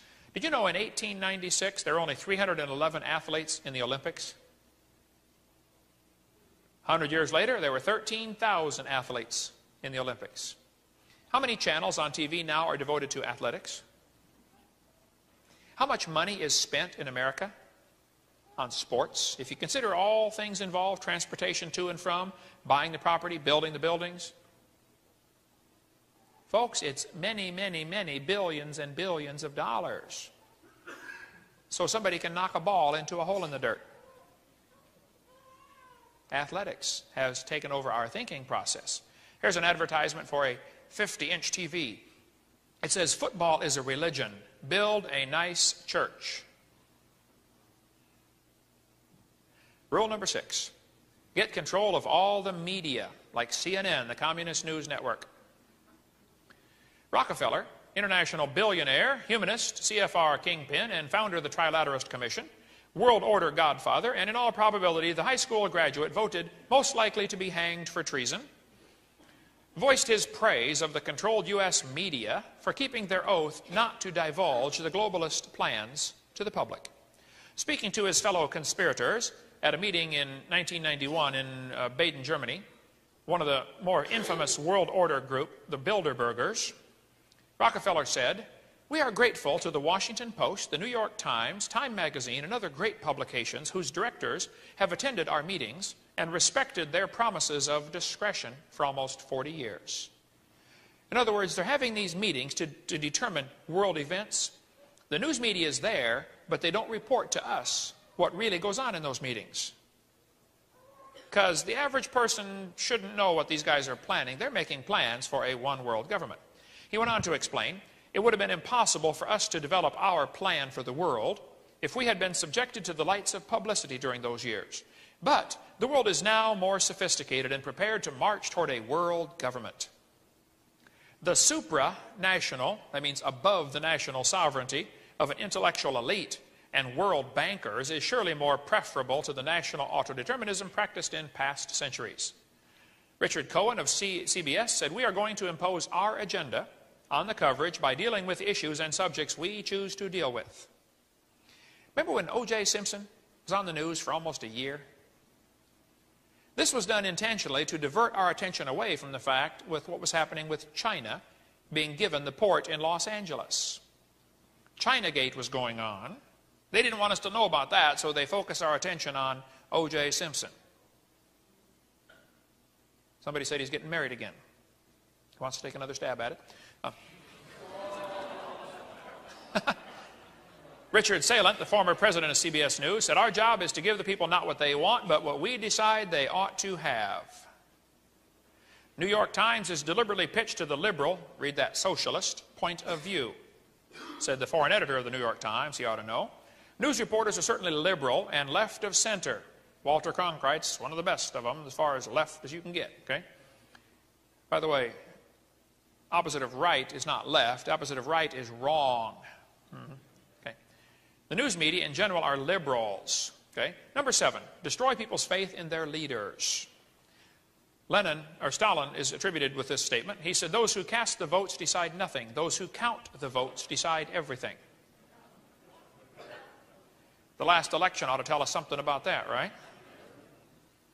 Number 8, cause the registration of all firearms so that you can eventually confiscate them. Lenin said, one person with a gun can control 100 people without one. Now picture this. You're standing there in the bank to cash a check. Somebody walks in and holds up a gun and says, everybody lay on the floor. Everybody lays on the floor. Now picture this. Every red-blooded, honest, God-fearing American citizen is packing a gun. He's not looking for trouble. He just has a gun, just in case, you know. The guy walks into the bank, pulls out a gun. Everybody lay on the floor. Instantly, 80 guns are pointed at him. No, sir. You lay on the floor. Gun control is not about guns, it's about control. Every dictator has wanted gun control. Lenin wanted it, Stalin wanted it, Hitler wanted it. See, the one who has the gun is in control, and this goes back to the ye shall be as gods. You know, you are the boss. Goes right back to that, folks, okay? Don Boys, good friend of mine, said gun control is not about guns, but control. Don said, you might be a liberal if you don't trust honest Americans with automatic weapons, but you do trust the government with them. You might be a liberal if you think guns are the cause of crime, but you don't think matches are the cause of arson. You might be a liberal if you think death penalty is government-sanctioned killing, but you don't think a prison sentence is government-sanctioned kidnapping. I like this guy's thinking, okay? Our founding fathers gave us the Second Amendment, which says, a well-regulated militia being necessary to the security of a free state, the right of the people to keep and bear arms shall not be infringed. They gave us a Second Amendment so we could protect ourselves in case the government went bad. That's what it's for. See, the bad guys are not afraid of a few hundred people with guns. But if everybody's armed, it's going to be hard to take over a country if they know everybody's armed. Now, I told you in the other session that a lot of animals that eat grass have horns. You don't need horns to eat grass. You need horns as an education tool to educate the lion to stay off your back so you can eat the grass. That's what the horns are for, right? If the lions held a conference to outlaw horns on animals, they said it was dangerous to allow these untrained animals to have such dangerous weapons. They cited several examples where some animals had been accidentally been harmed by horns. You know, I bet if the lions could vote, they would vote that nobody should be allowed to have horns, wouldn't they? I bet they would. That's what happened when the guys got shot in Colorado. Liberal news media right away jumped on the gun control issue, and we covered all that earlier. And the issue is not about guns, folks. The real issue is, should we have public schools, okay? Should we teach those kids evolution? And that's what happened in Colorado, okay? Hitler said, at least this is one quote I've not been able to prove, but I've had several folks tell me it's true, but I can't find it yet. He said, this year will go down in history. For the first time, a civilized nation had full gun registration. Our streets will be safer, our police more efficient, and the world will follow our lead into the future. Janet Reno said gun registration is not enough. Waiting periods are only a step. Registration is only a step. The prohibition of private firearms is the goal. Ohio Senator Metzenbaum said, what good does it do to ban some guns? All guns should be banned. Sarah Brady of the Brady Bill said, our task of creating a socialist America can only succeed when those who would resist have been totally disarmed. Bill Clinton said, and we should. Every community in the country could then start doing major weapons sweeps and then destroying the weapons, not selling them. And I misspelled his name on purpose to give it the Soviet flavor, okay? But you know, in the first 12 months after gun owners in Australia were forced to surrender 640,000 guns to the government, they destroyed them. The program cost the government $500 million. Well, after that happened, in the first 12 months, homicides nationwide were up 3.2%. Assaults went up 8.6%. Armed robberies went up 44%. In the state of Victoria, homicides with firearms are up 300%. Figures over the previous 25 years show a steady decrease in armed robbery with firearms. There's also been a dramatic increase in break-ins and assaults of the elderly. In 1911, Turkey established gun control. Later, 1.5 million Armenians, unable to defend themselves, were slaughtered. In 1929, the Soviet Union established gun control, and for the next 30 years, 20 million dissidents, unable to defend themselves, were rounded up and slaughtered. 1938, Nazi gun control said Jews are prohibited from carrying firearms and ammunition. They established gun control in 1938, and for the next 6 years, at least 13 million Jews and others were rounded up and exterminated because they were unable to defend themselves. Okay? China established gun control in 1935, and for the next 10 years, 20 million political dissidents unable to defend themselves were exterminated. Guatemala established gun control in 1964. In the next 15 years, 100,000 Mayan Indians unable to defend themselves were exterminated, killed, murdered. Uganda established gun control in 1970. For the next 8 years, 300,000 Christians were murdered because they were unable to defend themselves. Cambodia established gun control in 1956, and from 75 to 77, 1 million educated people, maybe more, unable to defend themselves, were rounded up and exterminated. Defenseless people around the country, around the world, exterminated in the 20th century, about 56 million. Next time someone talks in favor of gun control, ask them, who do you want to round up and exterminate? See, with guns we are citizens, without guns we are subjects. Well said, Mr. Bracken. In 1982, the town of Kennesaw, Georgia, passed a law requiring all able adults, except convicts or conscientious objectors, to have a gun. You had to have a gun in Kennesaw, Georgia. They've had only one murder from an out-of-state criminal with a gun and have had no increase in crime or violence in 12 years. I mean, if you're a criminal, you're going to go to a place like that? One of the major chains like AutoZone, it wasn't AutoZone, but one of the major auto parts chains, the government, their leader said, we're going to have a rule, no guns allowed in our stores. So they sent out a memo, everybody post a note on your store, no guns allowed. What does that say to a criminal? Rob me. Isn't that what it says? Do you think that criminal's going to obey your sign? I can see it now. He's standing there holding the gun on the counter, on the guy behind the counter. The guy says, hey, can't you read that sign out there? Hello? The plan is very simple. You create a crisis, like blow up the Reichstag, like Hitler did, or blow up the Muir building, like our government did, to get people to accept your solution, which is more anti-terrorist laws and gun control. And if you think Timothy McVeigh blew up the Oklahoma City building, you are really duped. Okay? A long story behind that. The communist definition of peace is the absence of resistance. Now, communist is based on evolution, the idea that man can be God. Karl Marx talked about evolution all through his speeches. He kept talking about historical evolution is on your side. At a very early age, while still a pupil at the ecclesiastical school, a Christian school, Comrade Stalin developed a critical mind and revolutionary sentiments. He began to read Darwin and became an atheist. You know, Joseph Stalin went to a Christian school, and Darwin's book turned him away from God. That's the book that influenced Joseph Stalin. Now, my daughter-in-law is from the Ukraine. Joseph Stalin intentionally killed 10 million people in the Ukraine. I've been there and preached over there, folks. It is a poverty-stricken country. That's the breadbasket of that whole area. I mean, they can grow more food than they could ever possibly eat. Communism has destroyed that place. Joseph Stalin, it's estimated that he killed between 60 and 100 million of his own people during his reign of terror. Nobody knows for sure. You ought to read some of the books by Alexander Solzhenitsyn, if you can read a 900-page Russian book. Somebody gave me one of these big books, you know, the Gulag Archipelago. I said, oh, Hovind, you got to read this. I said, yeah, right, man, that thing's 12 feet thick. He said, okay, just read the first 10 pages. I said, all right, I'll read 10 pages. For the next 3 days, I couldn't put it down.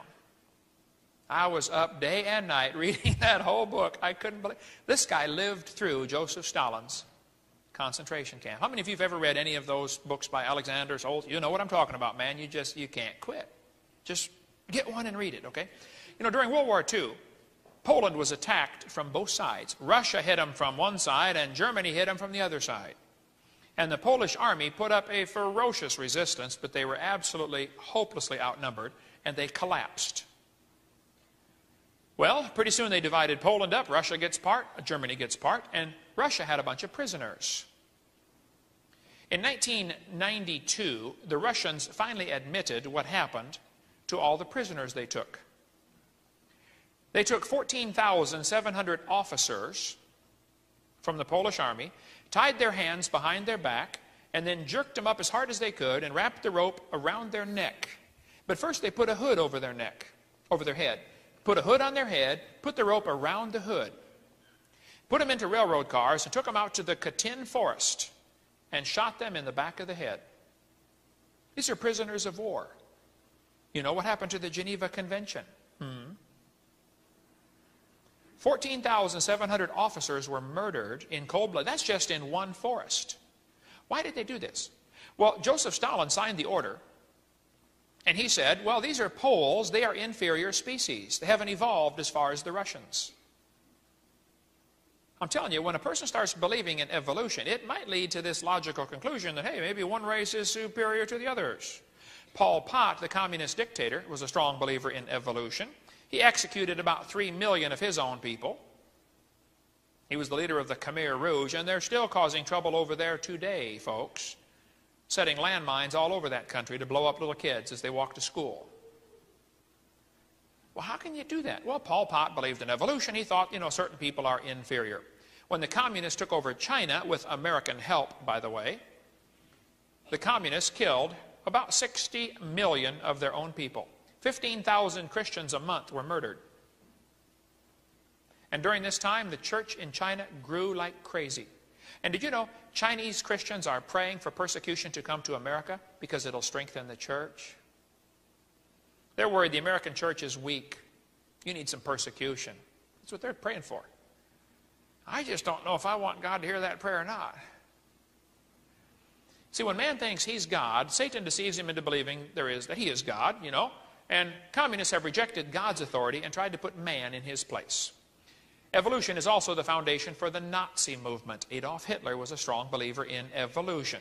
Hitler's rise to power was financed by the Federal Reserve. We helped Hitler come to power over there. Dictator in Italy, Mussolini, was a strong believer in evolution. He thought the Italians were the superior species. Mussolini and Hitler, of course, in World War II were allies for quite a while. Hitler thought the Germans were the superior race. And we covered on our video number 4 how that he had his list about that, you know, the Germans had evolved farther. A direct line runs from Darwin through the father of eugenics movement, Darwin's cousin, Francis Galton, to the extermination camps of Nazi Europe. New Scientist magazine. Hitler's book, Mein Kampf, fascinating reading. I've only read about half of it. Just makes me boil as I read this. How can anybody be so dumb as to believe this stuff? But Hitler thought the Germans were the superior race. And we covered earlier how that, you know, the Olympics were held in Germany in 1936, and the black man, Jesse Owens, beat the Germans. And Hitler was angry about it. He thought the blonde-haired, blue-eyed Norwegians were the superior race, and he thought the Jews were an inferior race. Hitler killed the Jews because of his belief in evolution. One of the guys who survived Hitler's camps, a Jewish doctor, said there is a difference between those who look upon their fellow human beings as common creatures of a common creator and those who look upon them as a conglomerate of biologicals and chemicals. You know, the Jewish Talmud, which is not the Old Testament, okay, that's the Torah. The Talmud teaches that non-Jews should be exterminated. According to the book Yebath, or however you pronounce that, 98a, says all Gentile children are animals. This Rule 10 says even the best of the Gentiles should all be killed. If you want more on the Talmud, get a hold of Michael Hoffman in Coeur d'Alene, Idaho, hoffman-info.com, and see how dangerous that religion is. Now somebody says, Hovind, are you anti-Semite? I don't even know what a Semite is. I'm pro-Israel. I think America should support Israel. I believe in Genesis chapter 12, those that bless you, you'll be blessed. And we ought to support Israel. I'm not sure who these Semites are, but man, I think we definitely ought to support Israel, okay? I've been to the Hitler concentration camps. I've preached in Germany 3 times. You know, during World War II, there was a Polish salesman working for the IG Farben chemical company. He sold cyanide, Zyklon B, and malathion to the Nazis to help exterminate the Jews at Auschwitz. After the war, he thought, wow, I'm a war criminal, they're going to come after me. He feared for his life, so he joined the Catholic Church and became a priest. He hid in a convent for a while, or monastery, till things calmed down. At 1958, he was ordained as Poland's youngest bishop. 30 days later, the reigning pope was assassinated, and he became Pope John Paul II. Ooh. And by the way, the guy that wrote this book, Milton Cooper, was assassinated 2 months ago. But all you got to do is type in cyanide and pope on a website, and you'll get all sorts of documentation. This is exactly what happened, folks. Just better study that out, okay?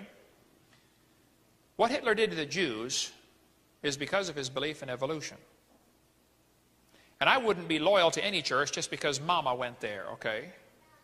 I was raised Lutheran and Methodist and Mennonite, went to the Catholic Church, never joined. But folks, I'm going to stand for truth and what God's Word said, regardless of what anybody else thinks. And some of you better have the backbone to do the same. And if you're a Catholic, God loves you, okay? But you ought to get out of that mess. You better really study what you're in and get out of it, okay? Trust me. Hitler killed the Jews, though, because he thought they were an inferior species. And you're not going to understand World War II until you understand how evolution ties in. And we could talk a long time on this. I stood right there where Hitler made this speech a couple of years ago when I was over there in Nuremberg, Germany. Hitler had these massive rallies. He wanted the people to feel small and the cause to seem great. It was done intentionally.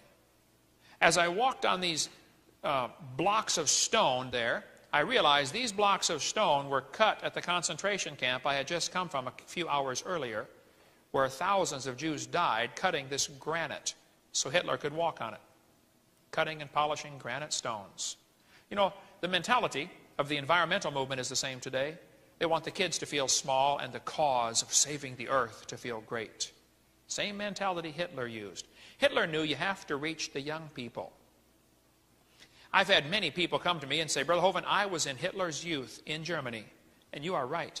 They bombarded us with evolution teaching in Hitler's youth corps. Ask anybody, maybe there's somebody here that was in Hitler's youth corps in Germany. They'll tell you that's what they taught them was evolution. Hitler kept calling the Jews a parasite in the body of nations. Same thing about the abortion issue, which we covered on video number 4. Hitler said, this new state will give its youth to no one, but will instead take youth and give to youth its own education and its own upbringing. Your child belongs to us already. What are you? There was a man in Skokie, Illinois, that shot and killed a doctor. The police caught him. Said, why did you kill that doctor? Here's what the man said. He told the authorities he chose a plastic surgeon from the phone book and killed him because they, the hairdressers and people who make blue-tinted contact lenses, are diluting the Aryan beauty. Folks, the Nazi movement is alive and well today, including in Milwaukee, Wisconsin. Am I right? Robin, do you get into any of this stuff? Okay. Hitler wanted to think, though, he wanted to hide behind the cross. There's a great book by Marvin Lutzer, president of Moody Bible Institute, about how Hitler he deceived the Christians. The Christians didn't oppose Hitler for the longest time. It's a propaganda picture Hitler used. He's walking out of a church with a cross over his head. And everybody thought, oh, what a great Christian he is. The guy was a heathen, okay? You know, they had Nazi baptisms and Nazi altars. Hitler said, if you tell a lie long enough and loud enough and often enough, the people will believe it. The Japanese were taught that they had evolved farther and therefore were superior to all other races. The Japanese scientists produced studies decrying the apish physical features of other races. He said the other races are more hairy. That proves they haven't evolved as far. You know, Japanese have very little hair, very little beard, okay? And the long arms of the Americans prove they're, part ape. He noted the highly evolved characteristics of the Japanese, which included milder body odor. Time, Australia, 1995. The surprise attack on Pearl Harbor had many causes, but one major underlying factor to consider is the evolution-based thinking of the Japanese. They really thought they had evolved farther, and they really deserved to rule the world. And they were shocked when the Americans surrendered at Bataan in the Philippines. And they thought, oh, they're just animals. I mean, the Bataan Death March, it goes back to the philosophy the Japanese had about their superiority based on evolution. It's also the foundation of the New World Order. United Nations, the New World Order, a one world government, they want to establish a UN military force that can intervene in internal affairs of any country. They would like the UN to eliminate veto power held by the U.S. They would like to give the UN jurisdiction over Earth commons, the oceans, all minerals in the Earth's crust, the atmosphere, the airwaves, etc. Did you know the Earth's already been divided up into 10 regions? Now, preacher, I don't know, but maybe we've missed something in Christianity, reading about in the end times when there's going to be 10 kingdoms give their power to one king, you know, in the book of Daniel and the book of Revelation. Everybody's been thinking this is the European common market. And maybe it is, I don't know. But maybe these 10 kingdoms are actually the entire world divided up into 10 kingdoms. I don't know. I think we ought to consider that and study that a little farther. These guys are making serious plans to rule the world. And God is up in heaven laughing about it. The heathen rage. The people imagine a vain thing. He that sitteth in the heavens shall laugh. Hey, God sees what's going on, and He's laughing about it. Did you know they want to give the United Nations the power to tax fishing on the oceans, anything being emitted to the atmosphere? Folks, there's a real serious problem brewing on the horizon. So, what should we do about it? We'll get to that in a second here. All right. Peter Singer said Christianity is our foe. If animal rights is to succeed, we must destroy the Judeo-Christian religious tradition. The United Nations would like to establish a new seat of power, the People's Assembly, to have representatives from non-government organizations. People that aren't elected are going to make decisions about what happens to us. They would like to create a new international court that will have jurisdiction over all nation-states. Might want to get in Caesar's grip. Congressman George Hansen said it's impossible to have religious freedom in any nation where churches are licensed to the government. If your church is government licensed, 501c3, and or incorporated as a non-profit organization, that's exactly what it is. Do you know the IRS acknowledges that churches are automatically tax exempt and tax deductible without applying for 501c3? Our ministry is not 501c3. As long as I'm alive, it won't be. Okay? A senator from Nebraska, in a radio debate, said, "You fundamentalist parents have no right to indoctrinate your children in your beliefs. We are preparing their children for the year 2000 in life in a global one-world society, and those children will not fit in." He wants to prepare my children for something? Oh, now wait a minute. Maybe that's why so many kids are losing their faith. Folks, there's a concerted effort. While we're busy coming, singing songs and preaching the gospel and sending out missionaries, the atheists are just as busy, if not more busy, spreading their gospel via our school system. They're using our tax dollars to spread their religion, and we're sound asleep. Since 1963, when evolution became the state religion, all sorts of things have happened to our country. We covered this on video tape number 1 about what's happened in our country, how there's been a rise in sexually transmitted diseases, a rise in premarital sex, a rise in unwed birth rates, a decline in test scores. I mean, the thing goes on and on. What's happened in our country? Unmarried couples living together, now a 725% increase since early 60s. Divorce rates have gone crazy in this country. Our moral culture our fabric is unraveling. Violent crimes increased nearly 1,000%. SAT scores have plummeted. Kids are acting like animals. What should we do? Okay. The other philosophy of government is based upon creation. We get back to this idea that God created us. It'll start to straighten things out. Now, the bad guys who would like to have a one-world government have learned a simple technique. You create a crisis, and then the people will call for you to come solve the crisis. That's why Oklahoma City bombing took place. They wanted to get the anti-terrorist bill passed through Congress. You know, for 3 years, there's been an effort to get airport employees to be federal employees, right? It's really a federal takeover of the airports. I was standing on the sidewalk for 4 hours at the Atlanta airport when they shut down the Atlanta airport. I was in that crowd out there standing on the sidewalk. Okay. That bill to get federalization of the airports had been on hold for 3 years. While everybody's out on the sidewalk and the Atlanta airport shut down, which basically shuts down the world airport system, that bill passed. Interesting. Whenever there's a crisis like the Twin Towers getting blown up, you just better look behind the scenes and see what's really happening.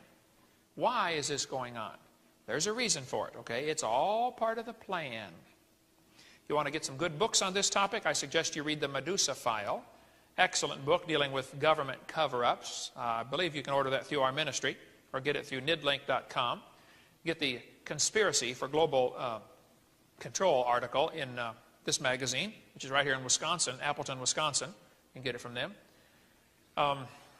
There was a book written called The Protocols of Zion. Now, it was written by the rich guys, but they said if this book ever gets found, we want to blame it on the Jews.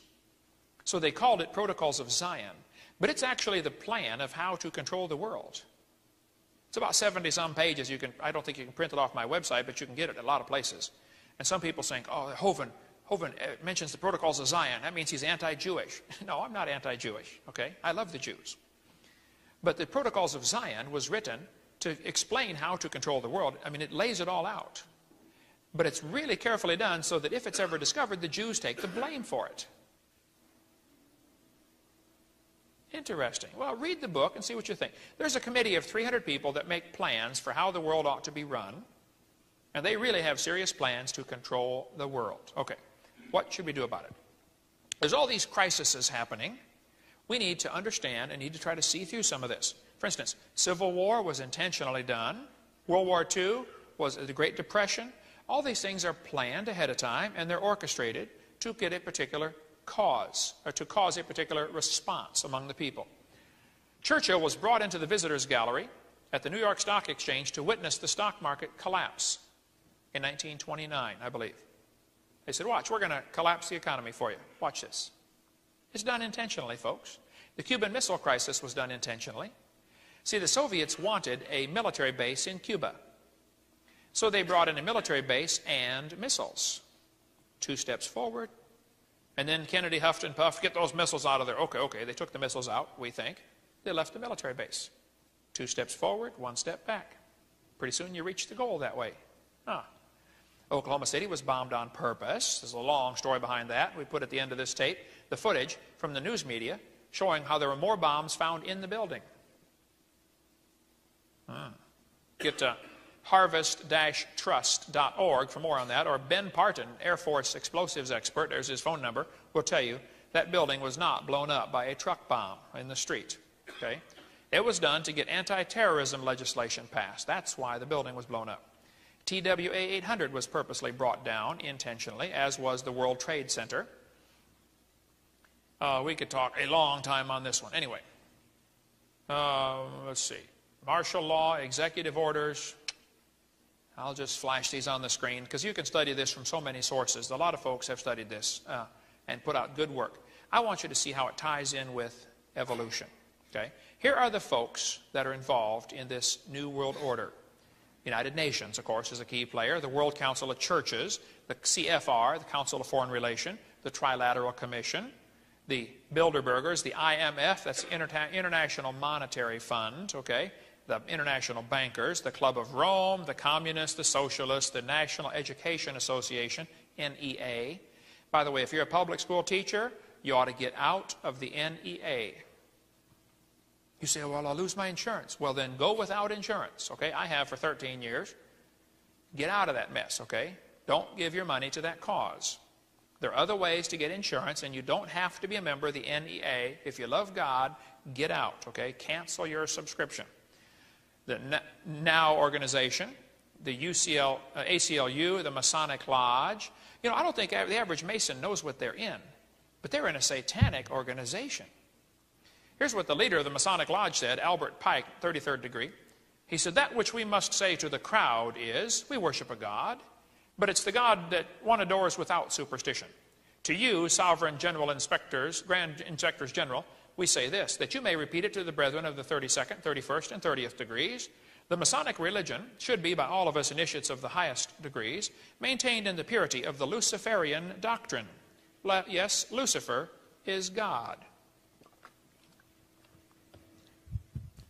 There aren't many Masons that realize they worship Lucifer. When the Mason learns that the key to the warrior on the block is the proper application of the dynamo of living power, he has learned the mystery of his craft.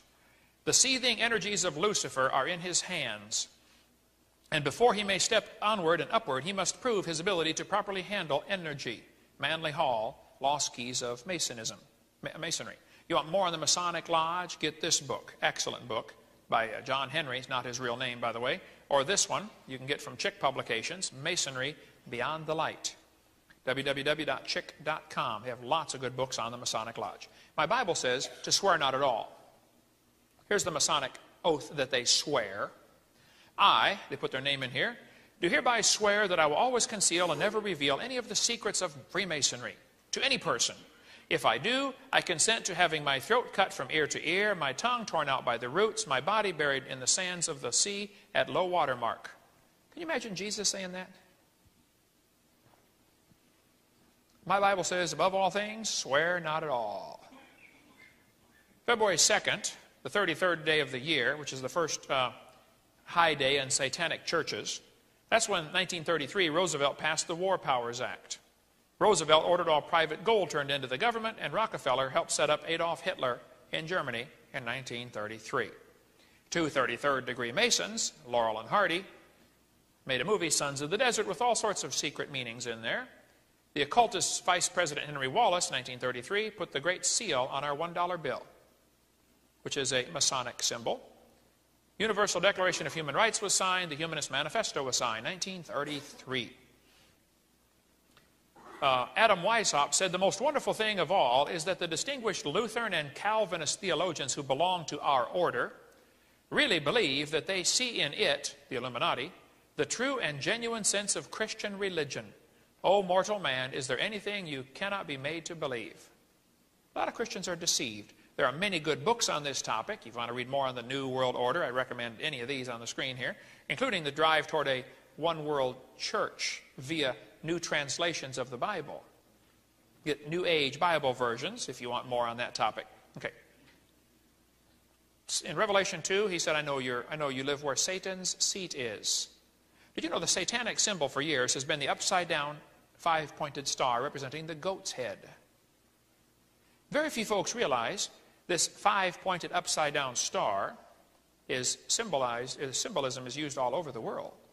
Did you know Washington, D.C. was laid out to be a upside-down five-pointed star centering on the Capitol and the White House? Interesting. The world is a mess. Satan wants his one-world government. Christians are going to be squeezed out. We're going to see a mark of the beast coming soon.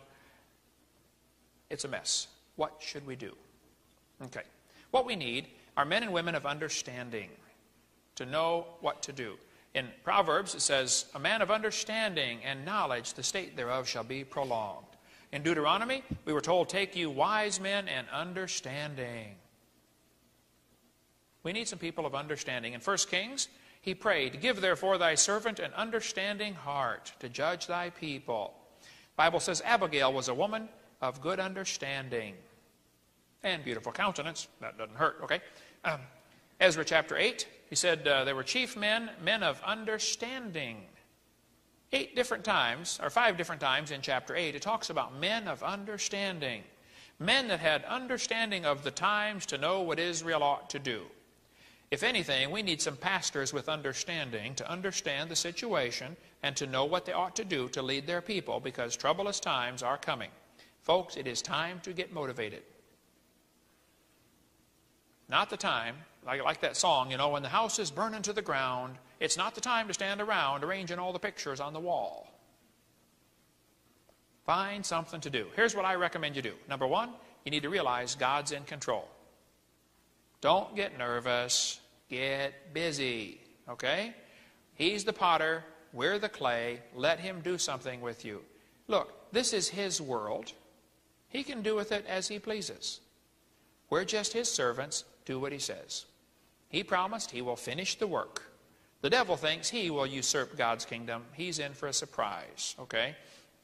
Number 2, be wise as serpents and harmless as doves. Number 3, be careful. That means full of care for nothing. Don't get so worried about things on this earth. It's not going to matter.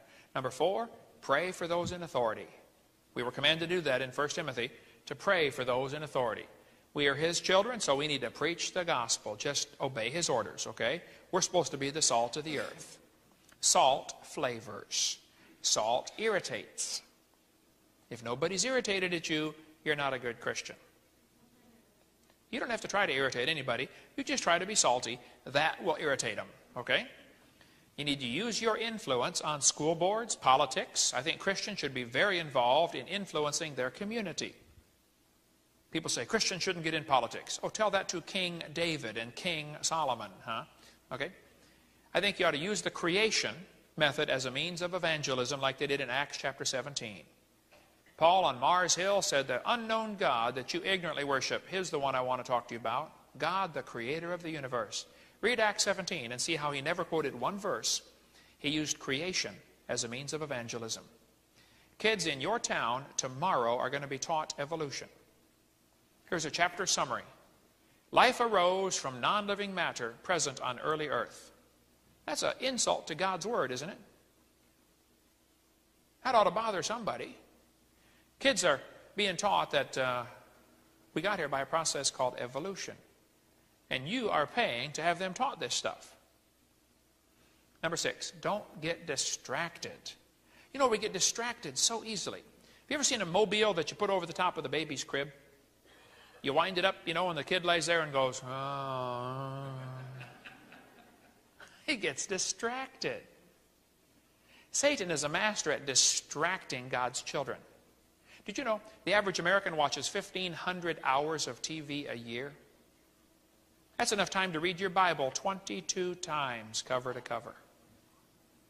No, I don't think you ought to sit around and read your Bible all day, every day, but you ought to read it some. Psalm 101 says, I will set no wicked thing before mine eyes. Hey, suppose you made a rule around your house. If something wicked comes on TV, you shut it off for 2 hours. If you see someone immodestly dressed, you shut it off. If you see someone drinking alcohol, if you hear a curse word, you shut it off for 2 hours. How much would you watch? Well then, read that verse and explain to me, huh? Bible says, for the transgressions of the land, many are the princes thereof. You know, we got a lot of bureaucrats in this country because we deserve it. We're wicked. Bible says, righteousness exalts a nation, but sin is a reproach to any people. Solomon was told by the Lord, hey, you want revival? If my people, God said, which are called by my name, shall vote Republican and join the militia. No, that's not what he said, is it? Shall humble themselves and pray and seek my face and turn from their wicked ways. Then will I hear from heaven, forgive their sin, and heal their land. You know, David's older brother was in the battle against Goliath. Everybody was afraid to fight Goliath, but little David showed up with the cheese and the raisins, and David's older brother said, what are you doing here? Why don't you go home and take care of the sheep? Little David said something fascinating, to me anyway. Little David said, is there not a cause? Hey, question. What is your cause? What are you anxious to do this week, or this month, or this year? What's your cause? My cause is to take the creation message to everybody, to get people saved, and if they're saved, I want to get them fired up to do something for God with their life. That's my cause. I live for that. I wake up in the middle of the night and get ideas to put in my presentation. I live to spread the creation message. I want to preach to everybody in the world. Thoreau said there are 1,000 hacking at the branches of evil to one who's striking at the root. I want to go right to the root of the problem. The problem's not abortion. The problem's evolution. The problem's not communism. The problem's evolution. It's a philosophy, a rejection of God. That's where the problem is. Hey, is this your cause? You can't wait to find out who won the stupid bowl. Oh. Is this your cause? A ball? Or a hockey puck?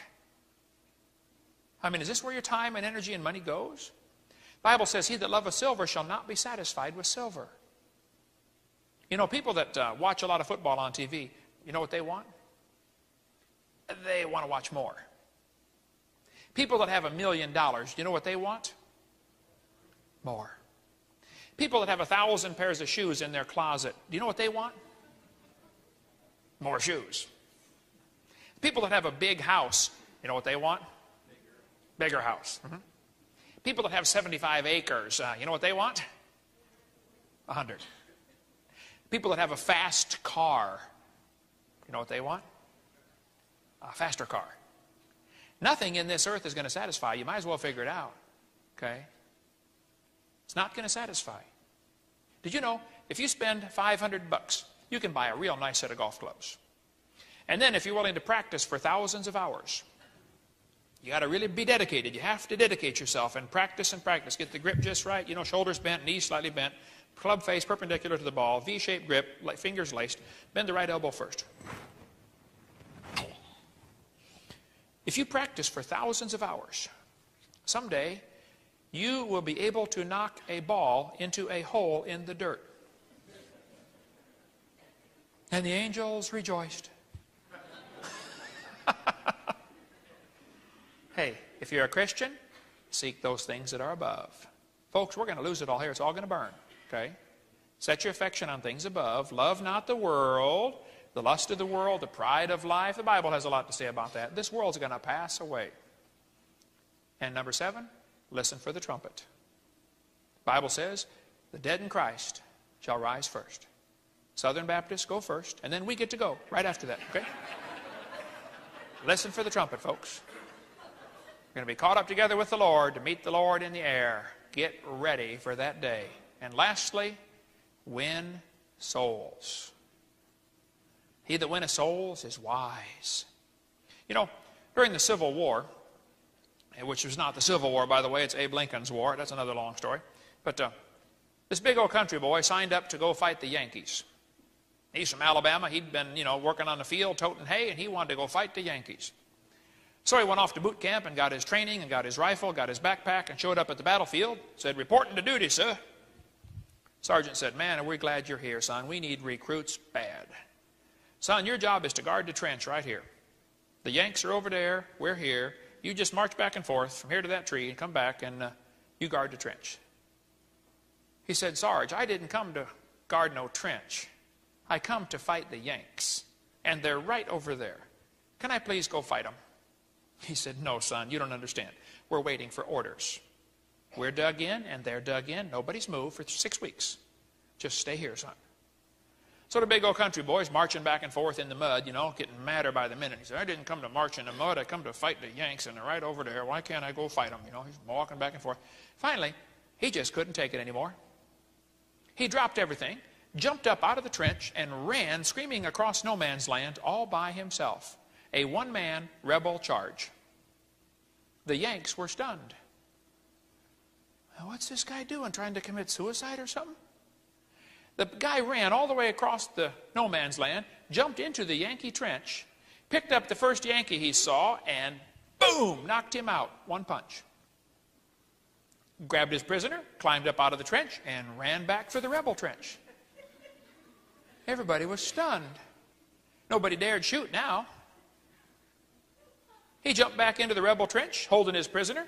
All the Rebs gathered around and said, What is that? He said, that's a Yankee. They said, well, yeah, we know. Where did you get him? He said, I got him over yonder.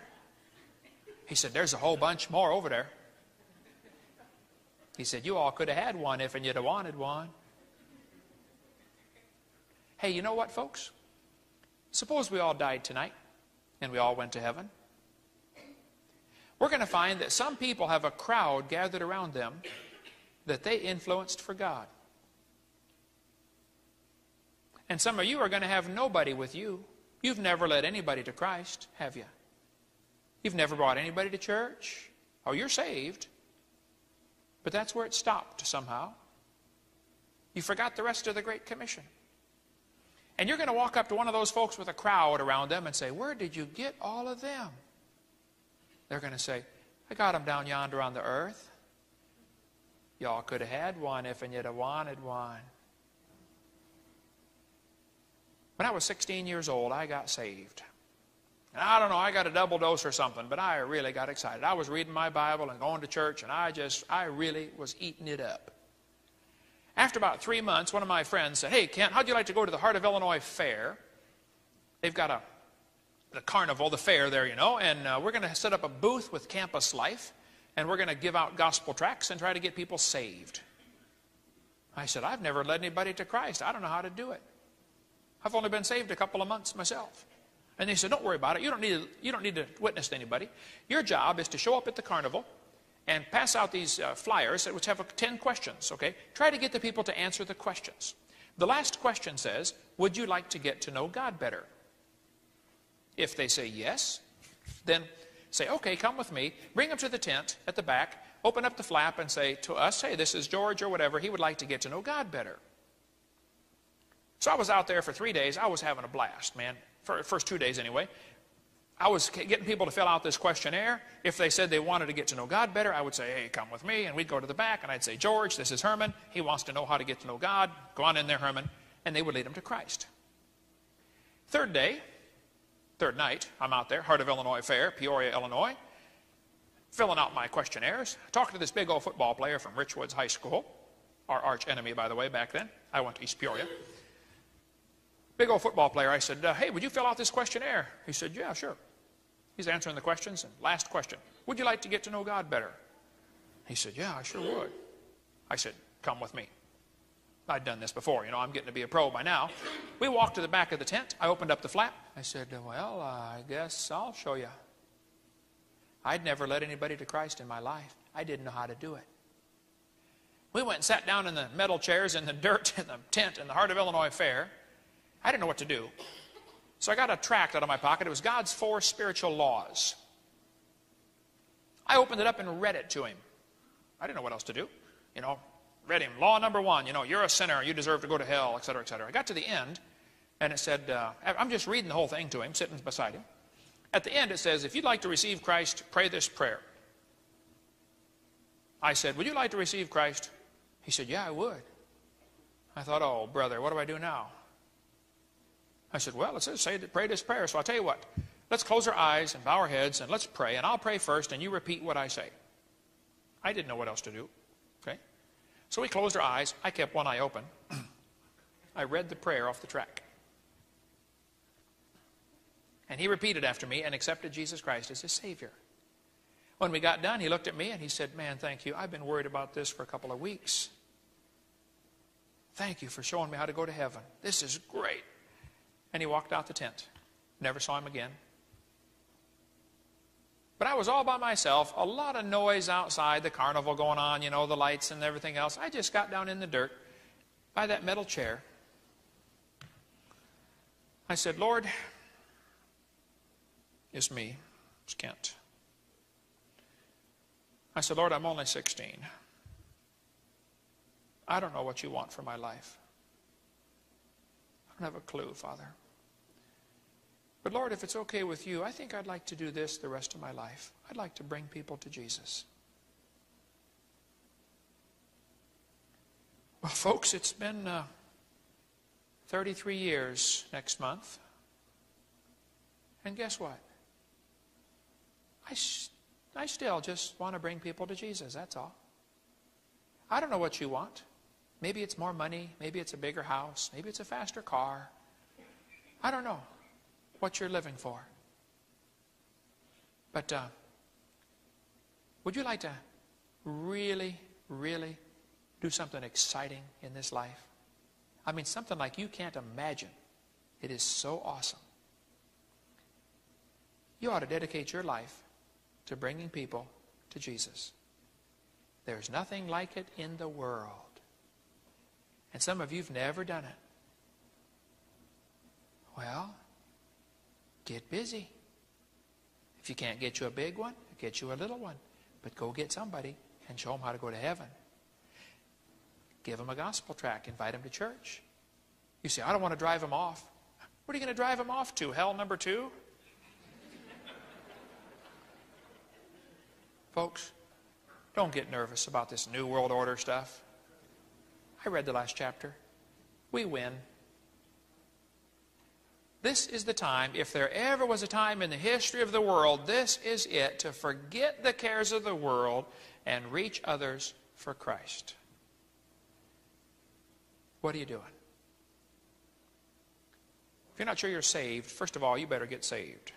If you are saved, then you better find something to do for the Lord with your life. We hope you've enjoyed this video series on creation, evolution, and dinosaurs. Much more important, though, than knowing all the truth and facts about science is to know the truth about whether you're going to heaven or not. If you've never trusted Christ as your Savior, let me explain quickly what you need to do to go to heaven. The Bible says we're all sinners. We've all broken God's laws. We've disobeyed the Creator. We've done wicked things. We're sinners. Some are worse than others, at least in man's eyes, but we've all broken God's laws. And the Bible says you have to repent. The word repent means to turn. It actually means two things, to turn from your sin and to turn to God. God's looking for a change in your attitude where you say, Lord, I don't want to do wrong anymore. I'm sorry, I've offended you. I want to do right. And you turn from sin and you turn to God and say, God, would you please forgive me? Would you save me? The Bible says in Romans chapter 3, verse 23, that all have sinned and come short of the glory of God. You need to admit you're a sinner. Number 2, the Bible says in Romans 6:23, the wages of sin is death. We deserve to die and go to hell because of our sin. But Jesus died for you. He loves you. He wants you to come to heaven. And anybody that will ask Him for the free salvation, God will give you the gift of eternal life. It says in Romans 6:23. It's a free gift. And it says in Romans chapter 10 and verse 13, whosoever shall call upon the name of the Lord shall be saved. If you would just call and say, Lord, I'm a sinner. Would you please forgive me? And ask Him. He will give you that free gift of eternal life. Why don't you just pray with me right now, and you could receive Christ as your Savior. There's no magic words. God's looking at your heart. But if you could say this and mean it, God would forgive you. Just say, Dear Lord Jesus, I know that I'm a sinner. I've broken your laws. I'm sorry. Please forgive me. Please apply your blood to my account and forgive my sins and take me to heaven. In Jesus' name, amen. The Bible says if you call upon the Lord, you shall be saved. So if you've asked the Lord to save you, He promised He'd save you. Now your job is to grow. Read your Bible, pray, get involved in a good Bible-believing church, and begin to grow to be a good Christian. Thank you so much. Call or write if we can be any help at all. We'd be glad to help.